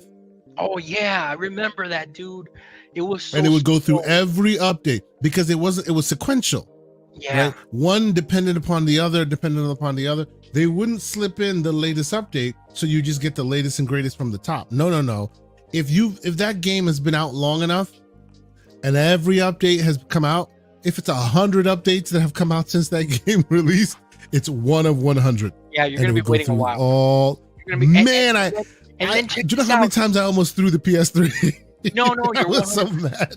You're 100% right. There's two things I'm going to talk to you specifically about the PS3. The first one is, don't you find it incredible how PlayStation learned from that, and then the PS4, you were able to boot into the game quickly, and then Xbox, when they launched the Xbox One, they didn't have that fast start thing yet implemented, and you're literally sitting there like, why is this taking so long? And already the people on PlayStation 4 were already playing the game. And you're like, what is going on here? And it's because it was installing the game, and like console gamers weren't used to that. So it's just incredible, like how history and companies flip on a dime. And then, if you look at historically, they have each face palmed right after the generation they do best. I don't understand. It's crazy. Yeah. And then it's hubris. They get big, and then they have to be brought back down to earth. 360 brings to Xbox One. PS3 PS2 turns to PS3, right? And then presumably after they're brought down low, they learn from their lessons, and the next one's more successful. Yeah. And then the funny thing is that you would think that these core essential things would be thought of, but I guess they're not. And then the next thing I wanted to talk to you about, because you brought it up, was the boomerang design that they did not stick with. And I was criticizing them because like they played it very safe, okay, with the DualShock 3, and it wasn't even called the DualShock 3. It was called the 6-axis because they didn't want to pay for the rumble in the beginning. Remember that? And oh, bro, I have PlayStation controllers in my house today that don't have thumbsticks. Wow. That don't have rumble. They feel like crap. They feel like toys, like plastic empty shells. Yes, and I remember that when I first held the 6-axis, I'm like, this does not feel good at all. And then they eventually brought out the DualShock 3, and I was like, all right, this is back to form. But I was criticized. If we had our DM around, I would have been crying and bitching every day in there. Why did they remove the boomerang? They don't have the guts to release it. They should have released the boomerang. That was Ken Kutaragi's vision. Bro, absolutely they should have. I'm still criticizing them for that. They should have totally done that. They should have done it. And the thing is, if you think about it, right, even the way that it was designed, you could tell that it was made for the motion that they kind of wanted to do in Layer, for example, in that Layer game, and in Warhawk, you know, and what they I don't know why they went with the safe approach, but whatever. It ended up working for them. All right, Kay, is there anything? Do you want to know something? Do you know that my favorite game of all time was released on the PlayStation 3?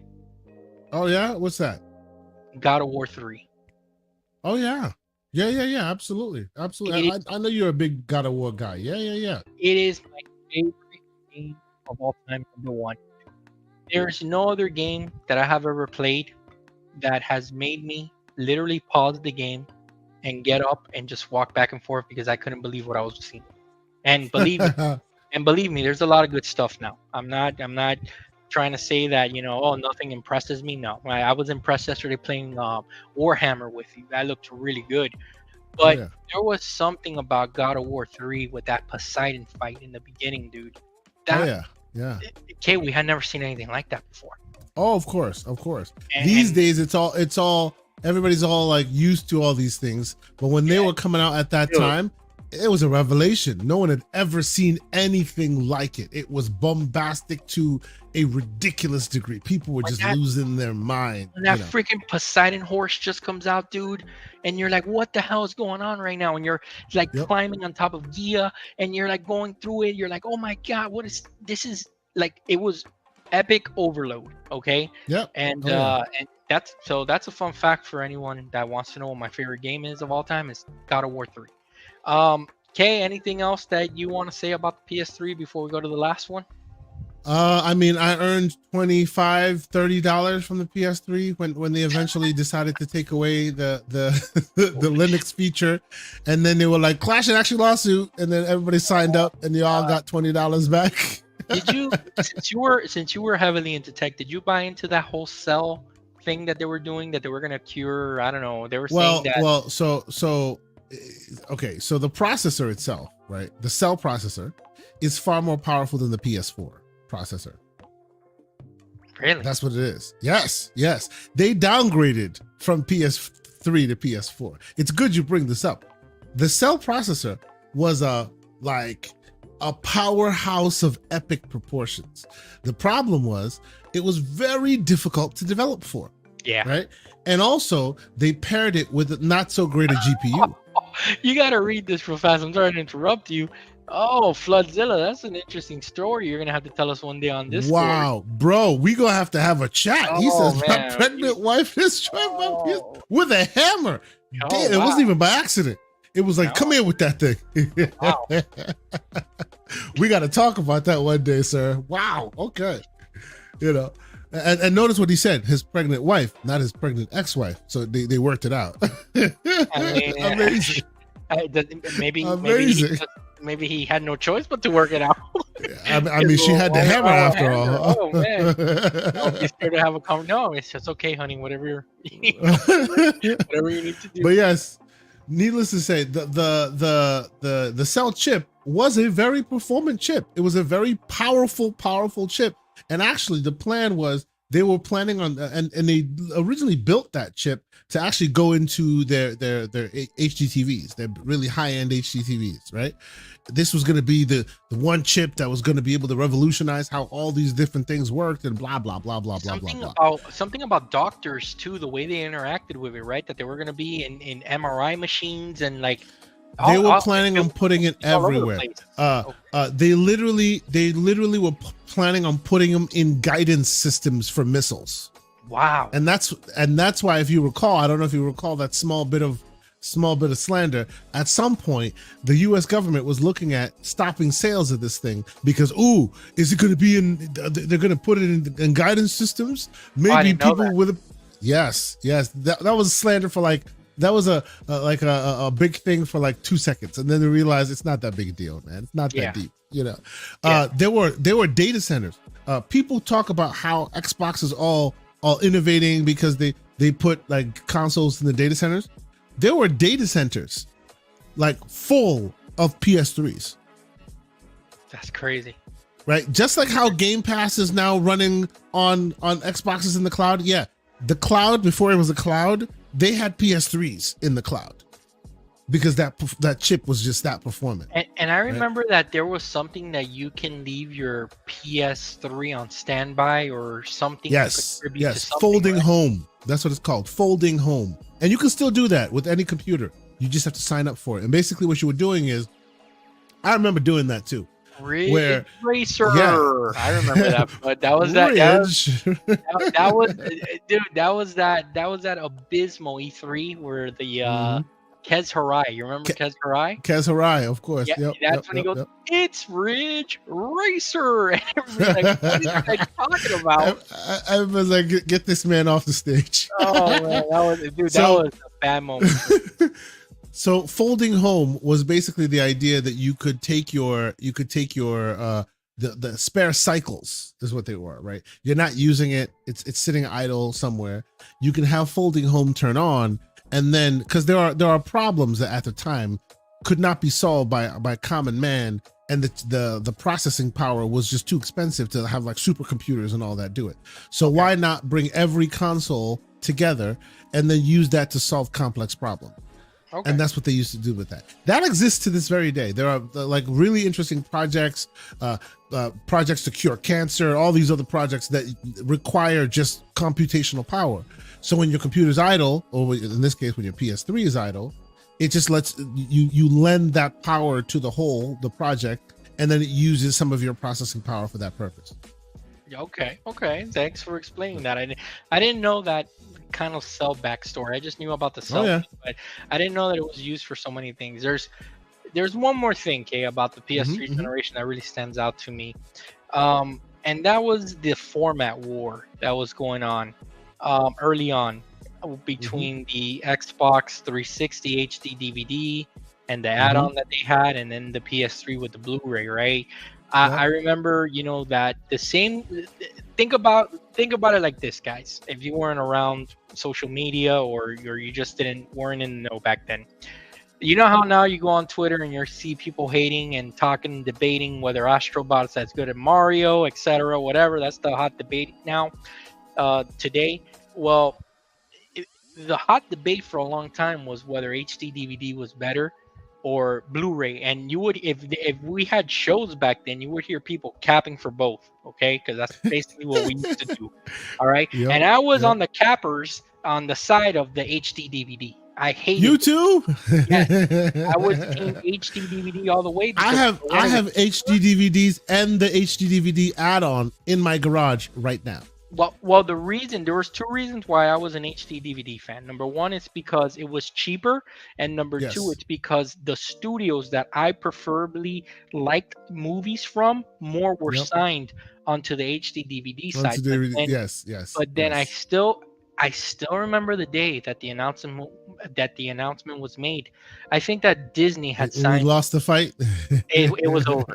Like as soon as Disney folded and bent the knee, okay, Yep. aka Xbox style this generation, it was all downhill from there. It was like, Uh-huh. okay, that we lost another studio, another one bites the dust, and then Yep. HC DVD had to fold because that's it. They didn't have the backing anymore of any of the studios, and that is something that happened in this generation, and I remember it Oh like it yeah. was yesterday. Yep. Um, Now, last thing before we go, yeah, when we move on. Do you remember PS Home? yes, yes, I of course, loved PlayStation Home, bro. it was cool. It was Oh my god, it was the coolest thing. Obviously, by today's standard, it was garbage. It was just garbage, right? You remember Phil It was Harrison used to goofy. run that thing? He's the Uh-huh. one that presented that. Phil Harrison, man, The shout out Grim to him. Reaper of gaming. You know what it is. The Grim Reaper of gaming. I'm sorry. It's a Man. joke that never dies. I The still Grim remember Reaper. him at E3 showing that thing off. I mean, like, look, it's PlayStation Home. You can buy Uh-huh. little clothes for your little figure or whatever. And I was like, oh my No, god, but it's you the know coolest what thing. though? At its height, it was damn cool. Like, No, it was cool. I remember hanging out with a bunch of randos in Yep. like the world that was what's his name? It was the Nathan Drake's world, right? Yeah. And Yeah. you like they would like, and of course these days this is basically VR now, right? But that was VR without VR. That was those worlds where people could just go and hang out. It was just really cool. I'm, Like I'm laughing. I feel like it lost it. It was before its time. It was Like, before its time. today Now, it would be very very special. there were okay, so I'm gonna tell you one funny thing that I used to do when I used to be bored, and me and my friend used to come over and we used to hang out to watch the wrestling events. But Mhm. in the lead up to the wrestling event, we used to be bored and play games, and we used to jump on PS Home and stalk people. Of Okay, course. and what we used to basically do, right? Like when there was a little group, because you know how people used to stand around and chat or whatever they were doing. I had an avatar, right? That it was literally looked like a homeless guy without a shirt and like a big beard and long hair. Mhm. And I used to Mhm. just sit down and just extend my hand, like, can I have some change, please? So I will I tell wish you. I could go back and show you that.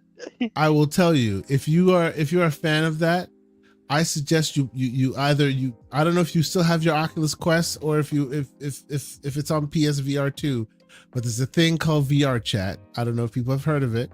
Nah, That I've never heard of literally that. happens today. Last time I walked into VR chat, and if you're unlucky enough to walk into, they have now created like a lot of really good like security systems or whatever. Mhm. But if you walk into VR chat unknowing, a piece of cheese. When I say a piece of cheese, I'm talking about a large Oh my god. block of cheese with a Walking face will around? come and hump you. Like hump you. Like will follow you. And this is a dude, some dude. Oh, come here. And literally want to accost you. And it's a big block of Well, goofy cheese. Well, hold on. I want to incriminate me or my friend here. We were not humping Uh-huh. anybody. We were just asking people for change. Okay. Yeah, of course. Like For like PS change. people who do not know how to keep their virtual spaces, like virtual, like bro, let me That's they're hilarious. all over. Those people who were in PSN home acting up, those are all in VR chat now. Now, They're all of them. one thing that was cool about that PS home thing that I remember that we did once, and I only did this Yep. once, and I wish we would have done it more. We used to watch movies together.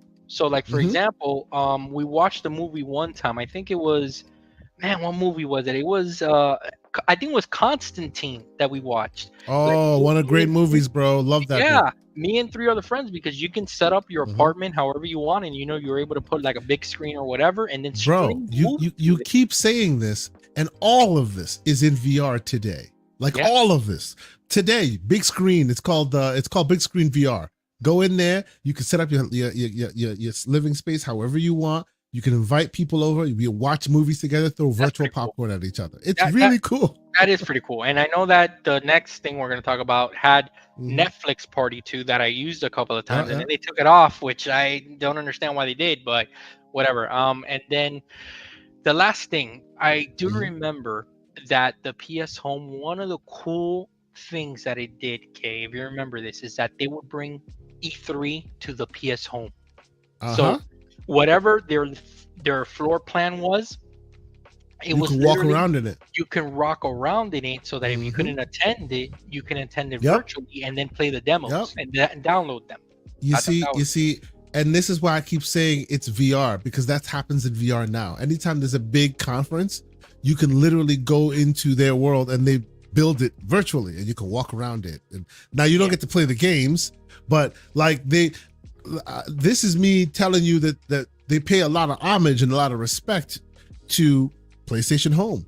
I think the VR heads of today, the movers and shakers in VR of today, look a lot at PlayStation Home and copied a lot of their homework. Because was literally, trailblazing. It was word for word, what you're talking about, like they're doing that today with Yeah. all these things now. Yep. Yeah, it was really cool. I really think that it was Trailblazing. Yeah. revolutionary, you know. So Absolutely. Yep. and of course, Kay, I already spoiled it, but Old Faithful here. All right, I still have mine. This is my all-time favorite console right here. I'm not gonna lie. Okay. The Xbox 360 was pretty special. I had it on launch. Red Ring of Death and all. This is the argument that is old as time.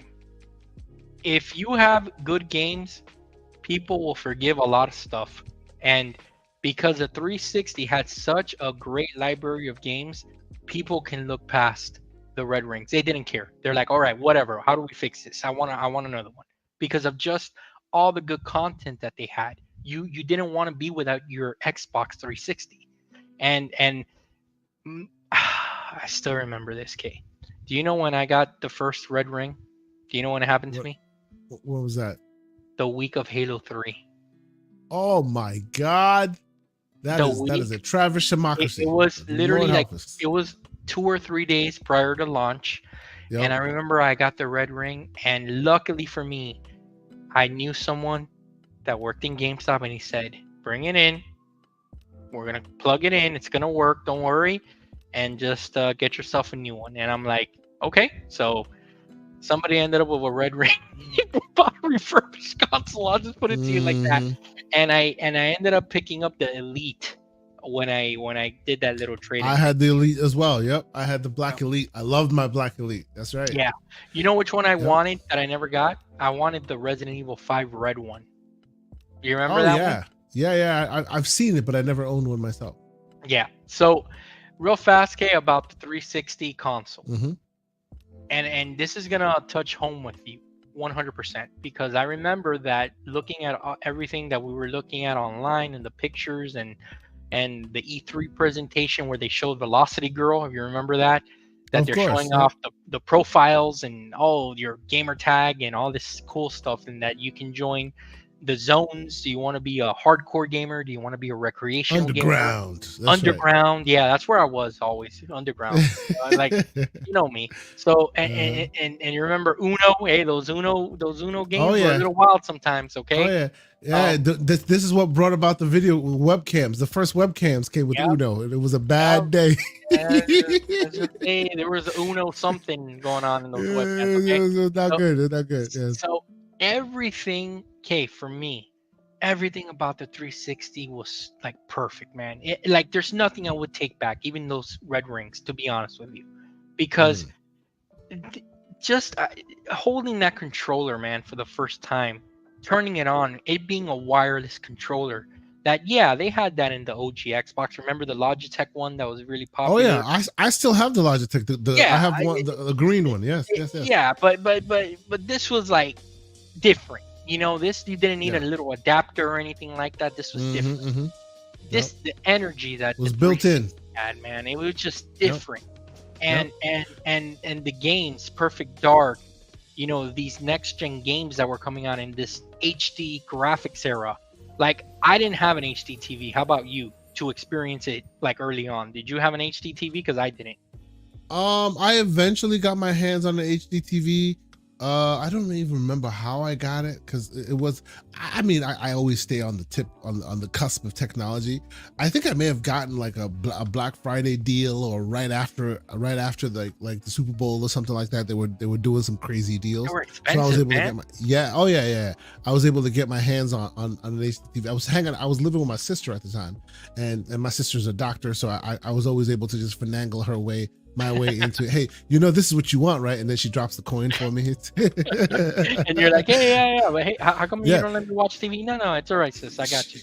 She had one of the most awesome setups, and she never ever used her stuff. She just knows that her brother, the tech guy, says I should get it, so I go and I get it. So I think that's how I was able to. I think that may be how I got myself a good HDTV. Like, that's how I got one. Okay, what's crazy is that I literally still remember, and I don't know if you do. I still remember the white box that came in with the little green circles. Oh yeah, of course. And when you opened it, it had that green and orange packaging on the controller and the cables. And let's address the elephant in the room. That power box was ridiculous. Well, but see, this is the thing, right? You either want the power in the box, and then you have a big honking Xbox OG, or the power is out of the box, and now the box is nice and sleek and slim. Understand. But now you got that big ass brick. I remember like the thing was the size of a vacuum. It was huge. It was. And it makes a lot of noise. Oh, dude, it was horrible. There's a spinning fan in it, and it just goes woo. It's like it's terrible. and there was literally no way to hide the thing. You couldn't hide it in back of your entertainment center, so you would have it directly in back of the 360, at least in my setup. And I remember it was always an eyesore. I was like, now remember, some red rings, oddly enough, happened because people were kind of smothering the power brick. Yeah, because this power brick had air pockets that needed to breathe, and people would hide it. So you'd smother it, and eventually it would lead to power outages and lead to issues in red rings. Now I will say, they shrunk that thing. They fixed. They did like 3 or 4 redesigns on this thing. Yeah, like the 360E or whatever, or 360H. I never owned that last one. I own the Elite. I owned this one. I owned I owned them all. Did you own the very last one? Like, I never owned that one. Every single time that they would bring out a new one, I would trade it in and get the newer one. I would actually really like to get like a working 360 today, like a proper working 360. My 360 right now that I have turns on, it works, but the lens is so dirty you can't get it to load any of the discs. Which model is it? It's this model that you're looking at right now. Oh, really? The yes. Okay, I mean that's you got to. I'm so sad. I'm so sad about that because for the longest time, let's have a quick chat, right? Everybody loves the 360 library. Everybody remembers the 360 library fondly. The reason the 360 library was so prolific is because PlayStation left them to their own devices for a whole year. Yeah. So that's where you got, by de facto, it became the first party, the place where all games lived, including Mass Effect and all of these. Exactly, right? Yeah. So ultimately, the library was amazing. And then when it all was said and done, do you know what that box was regulated to, which to this day still sheds a tear for me? It was and everyone in my household played this thing. My sister played this thing with her girlfriends, and she's 8 years older than me. She's not a gamer. Xbox? No. Rock Band and Guitar Hero. Oh my dude. Like, my hard drive was full of almost $1,000 worth of stuff. Why? Because my sister would go, "Oh, I love this song," and would download it and then play karaoke with her friends when they came over. It was just so approachable and so agreeable that non-gamers would just load that thing up. To this day, I have the drum set. I have 3 guitars. Like, I would love to use it again. But and I'm looking at my discs. I have almost every single Guitar Hero, every Rock Band. My discs will not play in the 360. Wow. Yeah, you got to get yourself one. 100%. Well, so I am on a geek show that we talk about PC. So I will say, like, after I was really like fed up, and I really wanted to play to get my library back, and I couldn't find it.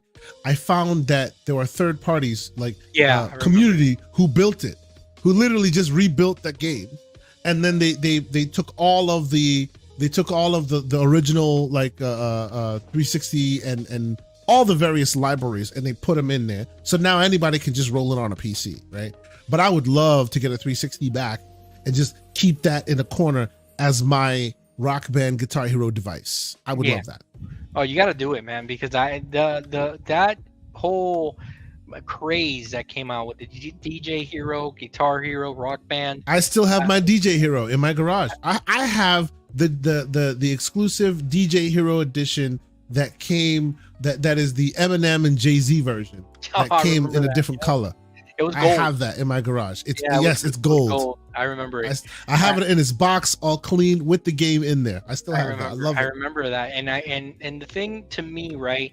And sometimes I'm guilty of this because now, like, when we're very spoiled now, and we have so much good stuff and so much games on Game Pass that you can easily accessible and all that. But to me, this is the best generation of gaming, the 360 and the PS3. It's just the games that were coming out were just such a step up when you think about just how it went from PS2 to PS3 and from OG Xbox to Xbox 360. You were getting just this upgrade that I don't know if we'll ever see again, to be honest with you. I think you probably won't see that jump again. Yeah, because right now it's diminishing returns. It just is. Yeah, and it was just, you know, seeing for example, Resident Evil 4 that you played on your GameCube, and then now Resident Evil 5 with these graphics and Chris Redfield with those sweaty muscles, and you're like, oh my god, bro, like what is going on? Sweaty muscles. You know, like what is going on here? Shiva, it looks like a real lady. Like, dude, it was like epic, man. And that Halo 3 commercial, him throwing the bubble bomb on the ground. You remember this stuff, man? Like, oh yeah, of course I do. Of course I do. This thing was like Gears of War. I mean, come on, like you know, dude. I remember Gears. Which Gears was it? Gears 3. You know how they brought out a bundle with like a special edition Gears of War console? It was for Gears 3. I remember that I got on the phone with a dude that was willing to sell me the game, I think 3 weeks early, because he had a bundle that he was going to ship internationally. But I told him, I don't want the whole thing. I just want the game. And he goes, oh, I don't know about that. And like, I had to like hassle him. You know how much I ended up paying for that thing, Kay? How much? $250 cash. Just for the game? Just for the game. Because of how bad I was. Crazy, bro. Damn. It was 3 weeks prior to release. And I told the dude, meet me in the Hooters in this address. He said, meet me in the Hooters. I'm going to pick up some wings. I'm going to buy this thing from you, and I'm going to give you $250 cash. And the guy said, sold. And of course. Wouldn't you have said sold? Of course. So the dude, he brings, I remember he brings me, because it wasn't even in the case, because it was in a little slip thing. And because it comes in the bundle, right? They didn't give you the full case. Yeah. So I remember he goes, "Are you sure you just don't want to buy the whole thing? I'm selling it for like $600." I told him, "No, I don't need the system. Even though I want it, I just want the game. I want to play it now." Okay, I got my wings at Hooters, and I went home. I ate my food, and dude, I beat Gears of War 3 that weekend, and I had that thing beat 3 weeks prior to anyone beating the game. And I wasn't like the dude that was going on social media and spoiling things for people. I would just go to the forums and I would be like, guys, just get ready. The future has come. Get ready. and people were like, you bastard, you're such a liar. Like, they used to be like, you're a troll, you're a liar, you don't have anything. And I'm like, oh, I don't have anything. Okay, all right.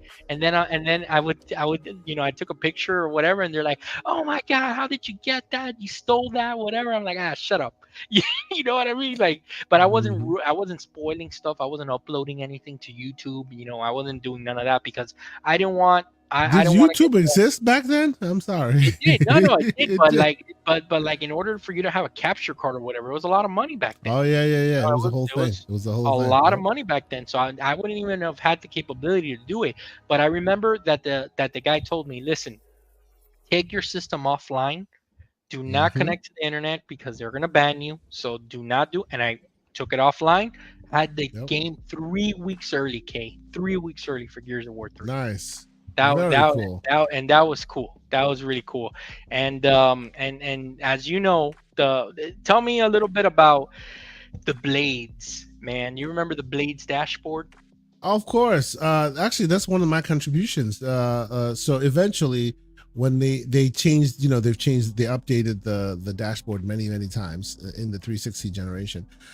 I ported the blades dashboard to XBMC because we love those blades so much. Right? Oh Like man. like like Wow. we love those blades. To this very day, you can find like front end skins that show those blades, right? That swish from the left to the right. Like it is something that it's a legacy that endured. And I know for sure, I know 100% for sure that people have asked Xbox about bringing those things back. And it's very difficult to do now because they just have too much content and they don't know That's how what to I was gonna reflect. tell you. Do you think that Yeah. the blades will work in today's world? I don't know. No. Just like Xbox Live Arcade won't work in today's world, even though I think they should bring something like that back. Neither will the blades themselves, because back in that day, they could curate the content very well, and the content that was on your desktop was far less cluttered, and there was far less for you to account for. With a There's literally world where like you have to five account for arcade Game games. Pass, you have to Remember? account for all these other things, it's very hard to do. Look, what did they have on there early on? They had, of course, the classic. Everybody had this game. Oh man, why am I drawing a blank right now? Geometry Wars. Of Okay, was course. early Yep. on. Street Fighter Hexic. 2, Hexic. Yep. When it was Yep. those games, okay, there was something special about that time if you were able to enjoy it because those were smaller games. You understood that they Mhm. were smaller games. They even had less achievement points. They could only be a certain size. Remember that the requirement from Xbox was that they couldn't be bigger than being able to fit on a memory card. I think that was a requirement. Um, like it was just such a different time, man, and it was just like that's why sometimes when we get into the weed of these conversations and we are talking on the back end about all the drama that comes with like gaming, sometimes it's good to have conversations like this because dude, you remember how good it was those days just to think about the games that were coming, and you're like, oh dude, Oh I yeah. played Hexic and I played, I was playing Geometry Wars, what's your score, this and that, and that Oh was yeah. like the biggest thing that you had to worry about. You didn't have to worry about your game not being 60 fps. Well, but back then you didn't care, right? A lot of those games weren't 60 FPS. Like Right, a lot of those right. games ran like dog meat, but all you just had stars in your eyes because you were playing this cool game, I didn't right? Like care, dude. I didn't that's care. right. That's right. It was a simpler time, sir. It was a simpler time. People should focus more of their energies on that time when all you cared about was the fact that the game was there and was cool. I mean, think about it this way. I always use this analogy. There are people in planes that are complaining about that they're not getting their peanuts, and I'm just like, you do realize you're in a metal box in the sky, right? How about you?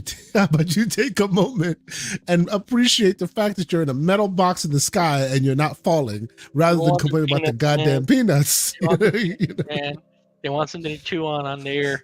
Uh, Listen, man, it's a blessing and a curse to Yeah. be really into this hobby because like sometimes I envy like one of my friends that he's like, dude, I just want to play this game. I don't care what you're talking to me about. Like Yep. he's like Yep. I'll call him and I'll tell him, hey, let me vent to you. Just give me perspective on this. And he's like, why do you care? He's like, why is that such a Mm-hmm. big deal? I don't understand. And it's and the thing is that he's not doing it in a demeaning way or in a way that it's like he's making it seem like if it's like if it's drama or whatever. He's looking at it of an aspect of a gamer that is just like, dude, I just want to turn on my game and play. I really don't care. That's right. That's and right. and It's all about that. sometimes It's all about that enjoyment. Nothing else matters. nothing else matters. And sometimes we need to do better to, and I'm guilty of it myself. I'm talking to myself here, no one else here. I don't like to preach, but I need to remind myself of that stuff sometimes, because it's like Bro, it doesn't let me matter. tell you, you need to go to Gamescom. That'll help you. If you go to Gamescom and you breathe that con air, make sure you wear a mask because people crazy out there. I don't know if people wear deodorant and and stuff. I hope so. and Sweat. you're among you're among just a sea of people who have stars in their eyes, and it's not about this console versus that console or this PC or this, and Or the it's just drama. this. It's just a love, like a capital L love of just gaming and camaraderie, and it doesn't matter how weird you look compared to how weird I look. We're equal because we like the same thing. Like, it changes your perspective, bro. That conference is awesome and it's brilliant, and more people need to go places like that. You know what I mean? Check out the content of the Black Viking if you haven't seen him. He was at PAX West. Stars in his eyes, man. It's all about games. He's been doing really good stuff. Absolutely, you know what I mean? And you could just tell the love of the content and what he's able to see and able to touch. You know, talk to developers, tell them how much you appreciate their games. Like, that's what it's about, man. The more you interact in that way, the more the other stuff that you're talking about that you have a problem with, the more they fade away and become less relevant. You know?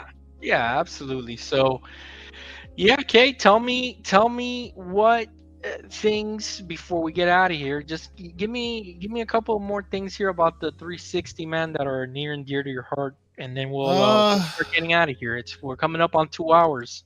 So being that this is the techie show, the 360 was when Xbox finally understood how to secure their box correctly. So you could still hack it. I was still able to do so, but boy, oh boy, was that thing difficult. Like, just moving it out of its box was a pain in the ass. And then in order to be able to run unsigned code, you had to like dump the firmware and add a unsigned script into it in order for it to then be able to see. It was such a pain in the butt, so much so that I eventually quit doing this stuff. The 360 cured me of that, because by then I was like, screw it, I got a PC, let's move on. You know what I mean? True. Yes, true, but man. I loved my 360. I did. I loved my 360. I actually I do agree with you that which one though? Because how many did you go through? Because I went through. I went through three 360s. Yeah, I went through three 360s, and I fixed my red ring myself. I used the cold towel trick. I don't know if you've heard of that one. Yes, I did. Yep, I tried it. The cold towel trick. Yep. Yeah. You put water on a towel and you put it in the freezer. So then the towel gets absolutely frozen. Then you wrap it around the 360. And of course, you got to do this very carefully because there are vents in the corner. And if water gets in there, you're screwed. But the idea is basically that you're cooling the processor from the outside in. Basically, so I guess we'll leave it at this. What happened with the Red Ring of Death? Why that Red Ring of Death was so pervasive? There have been white papers written since the console's now, you know, behind us, and they cheapened out on the what do you call it, the heat sinks, not the heat sinks necessarily, but the grease in between the heat sinks. And usually during the process of development, you turn it on, you know, during that process, and it warms up the thermal grease, and it gets it ready for use. That thermal grease was not done that way, and the thermal grease they put in it was very cheap. So by the time it went from Shenzhen or wherever it was built all the way to your hands, many of that thermal grease was cracking and was not actually grease anymore.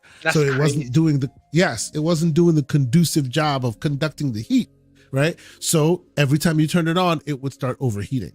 Right. So like I went from the cold towel trick to literally cracking the 360 open. There were people who were selling on Etsy tools, like multi-finger tools that could crack open the 360 because you needed one of those. And then you'd open it up and you would put like third-party thermal grease in the joints where you needed to put them, and then they would finally work. Yeah. That's crazy. You know? Yeah. And if anyone is interested, watch that documentary that Xbox put out, and it talks a little bit about their kind of pains that they went through with 360. And I think that they kind of explained some of that, that they finally figured out what it was, but it took them a long time, man, to figure it out. They were scrambling, like, what, we can't figure this out. And you can imagine they took $1 billion write down, like $1 billion. They just was like, yep. $1 billion. And you can imagine how frustrating it must have been for those people, because these are like some of the smartest people in the world, and they couldn't figure this out. You know, Oh yeah. shout out to everyone again in the chat. I see Lucius Augustus, man, who wrote a great Warhammer review today. Please go check it out on the website. Okay, what's that website again for everybody to visit? That is thegamingcircle.com, ladies and gentlemen. You can go to thegamingcircle.com and you can find great articles, including the recent review for Warhammer 40K Space Marine. Yep. Really awesome review. If you haven't checked it out, we've been talking with such love and reverence for the old school for the 360 days. I say Warhammer 40K is the evolution of that Gears formula. It is excellent. People should check it out. Good. And Lucius did a great job with his time of explaining everything about the game in the review. And yeah, man. So, okay, the 360. I know we didn't get into depths about all the ins and outs with the rich history, but everybody knows in here, man, how badass it was. I don't gotta tell anybody that, Absolutely. So yeah, okay. So before we go, man, let everybody know what you're gonna be playing this week. So this is the first time I get to say this, and oh man, I've been waiting for a long time to say this. I can't tell you what I'll be playing this week. Oh wow. Okay. All I can tell you is I'm effing excited about it. I'm saying that's all I'm gonna say. This man is moving on up. I don't even know what he's talking about. Okay. We'll talk later, sir. We'll talk later. We'll talk later. But I am hopping up and down like a child at a candy store. I am super excited for what I am about to get my hands on. I'm not allowed to talk about it. You will hear more soon. Yes. That's awesome. That's awesome, man. You're going to do a great job with that. So, okay, one more thing. When can we expect that X1 mini review from you? When do you think you're going to have that sucker done? I am in editing phase right now. Life is just doing its best to make sure I have no time. But damn it, it's on the page. It's done. I just need to put it all together. It's like little puzzle pieces all over my computer. I need to put it together. It may be when the X2 comes out, but it will come out, damn it. It will come out because I have a lot to say about this thing. And TLDR, if you are like me, a certain person who has certain needs, who's okay with traversing some technical divides, this thing is second to none. Like, it's second to none. Nice. It's second to none. It is my daily driver. It's amazing. Yes. Well, I have the week off, so I'll be continuing to play through Astro. Started today. Okay. Very solid game. I will also be playing through Warhammer and Black Myth Wukong. I'm going to be playing some of that this week. Finally picked it up. I caved in. I gave it about almost a month here, waiting for a price drop. It never came. I don't blame them for not dropping. It's selling like hotcakes. Yeah. So Black Myth Wukong?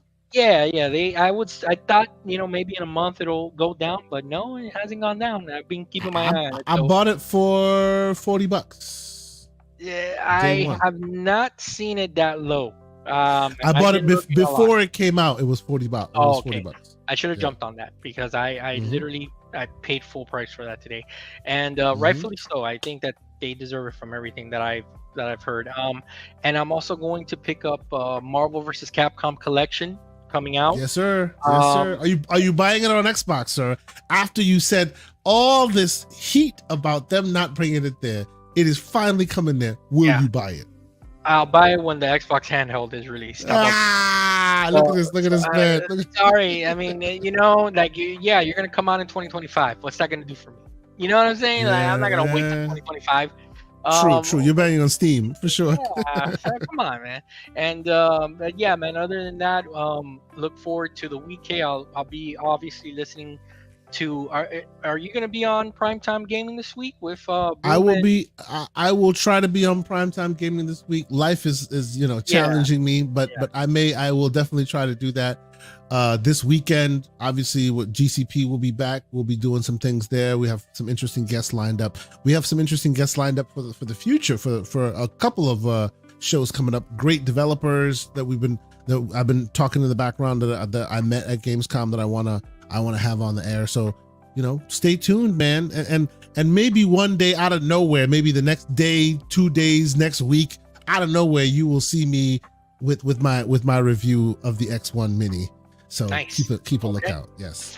For anyone interested, if you haven't joined our Discord yet, please do so. I will personally be on there tomorrow. And whoever wants to jump on, and this goes to UK if you're Yes. not busy with work and life, and Lucius in there who's always having good conversations with us. Anyone else wants to come in, I'm gonna be talking about what they show on for this PS5 Pro, Hmm. and we'll talk smack about it, or we'll talk good things about it. I And don't know. by the way, about that Discord, if y'all are, for those who either have jumped in there and haven't been there for a while, or for those who have been wondering what we do, like if you wanted to see early gameplay footage of Space Marine 2, we were streaming the whole thing via Discord. There Like, you go. the whole team is there. We're talking smack. We're having a good time, and we're playing the game as well. So we may not necessarily stream it live, and maybe I'll do some more like proper streams. But whenever I have a chance to, and I'm playing a game and I'm on the PC, I'm on Discord chatting with my boys, having a good time. Streaming streaming to the people who are in there, and it's never a hidden channel. People can just jump in whenever they want. And here's the best part, guys. Unfiltered. Okay. It is very unfiltered. Very unfiltered. So we like to keep it clean and PG-13, PG on these shows, but you come in there, you're gonna hear a different side of John and Kate for sure. Okay, you're gonna hear a little bit more slander on there, but again, all in good fun always, and it's just we're just everyone in our community, and everybody just loves this thing, man, and they're passionate about it, and everybody has their own opinions and thoughts on things, and it's just different walks of life coming together to have a conversation. So indeed, man. Okay, it's been a great show, man. I mean, I feel like if I kind of understand your history a little bit better with the console side of the house, because I know we're always talking PCs. Indeed. So you gave an old man like me, you made me feel good, and I'm sure a lot of people feeling good about talking consoles today. We'll be back next week with another interesting show, man. I'll think of something to talk about, and we'll this talk was a about great it. show, bro. This is all you. This is a great show. I appreciate it, man. This was awesome. Yeah, man. I hope that it got you to disconnect from the real world and everybody else for a little while. And Absolutely. yeah, man. Now it's we'll get ready for 49. Indeed, man.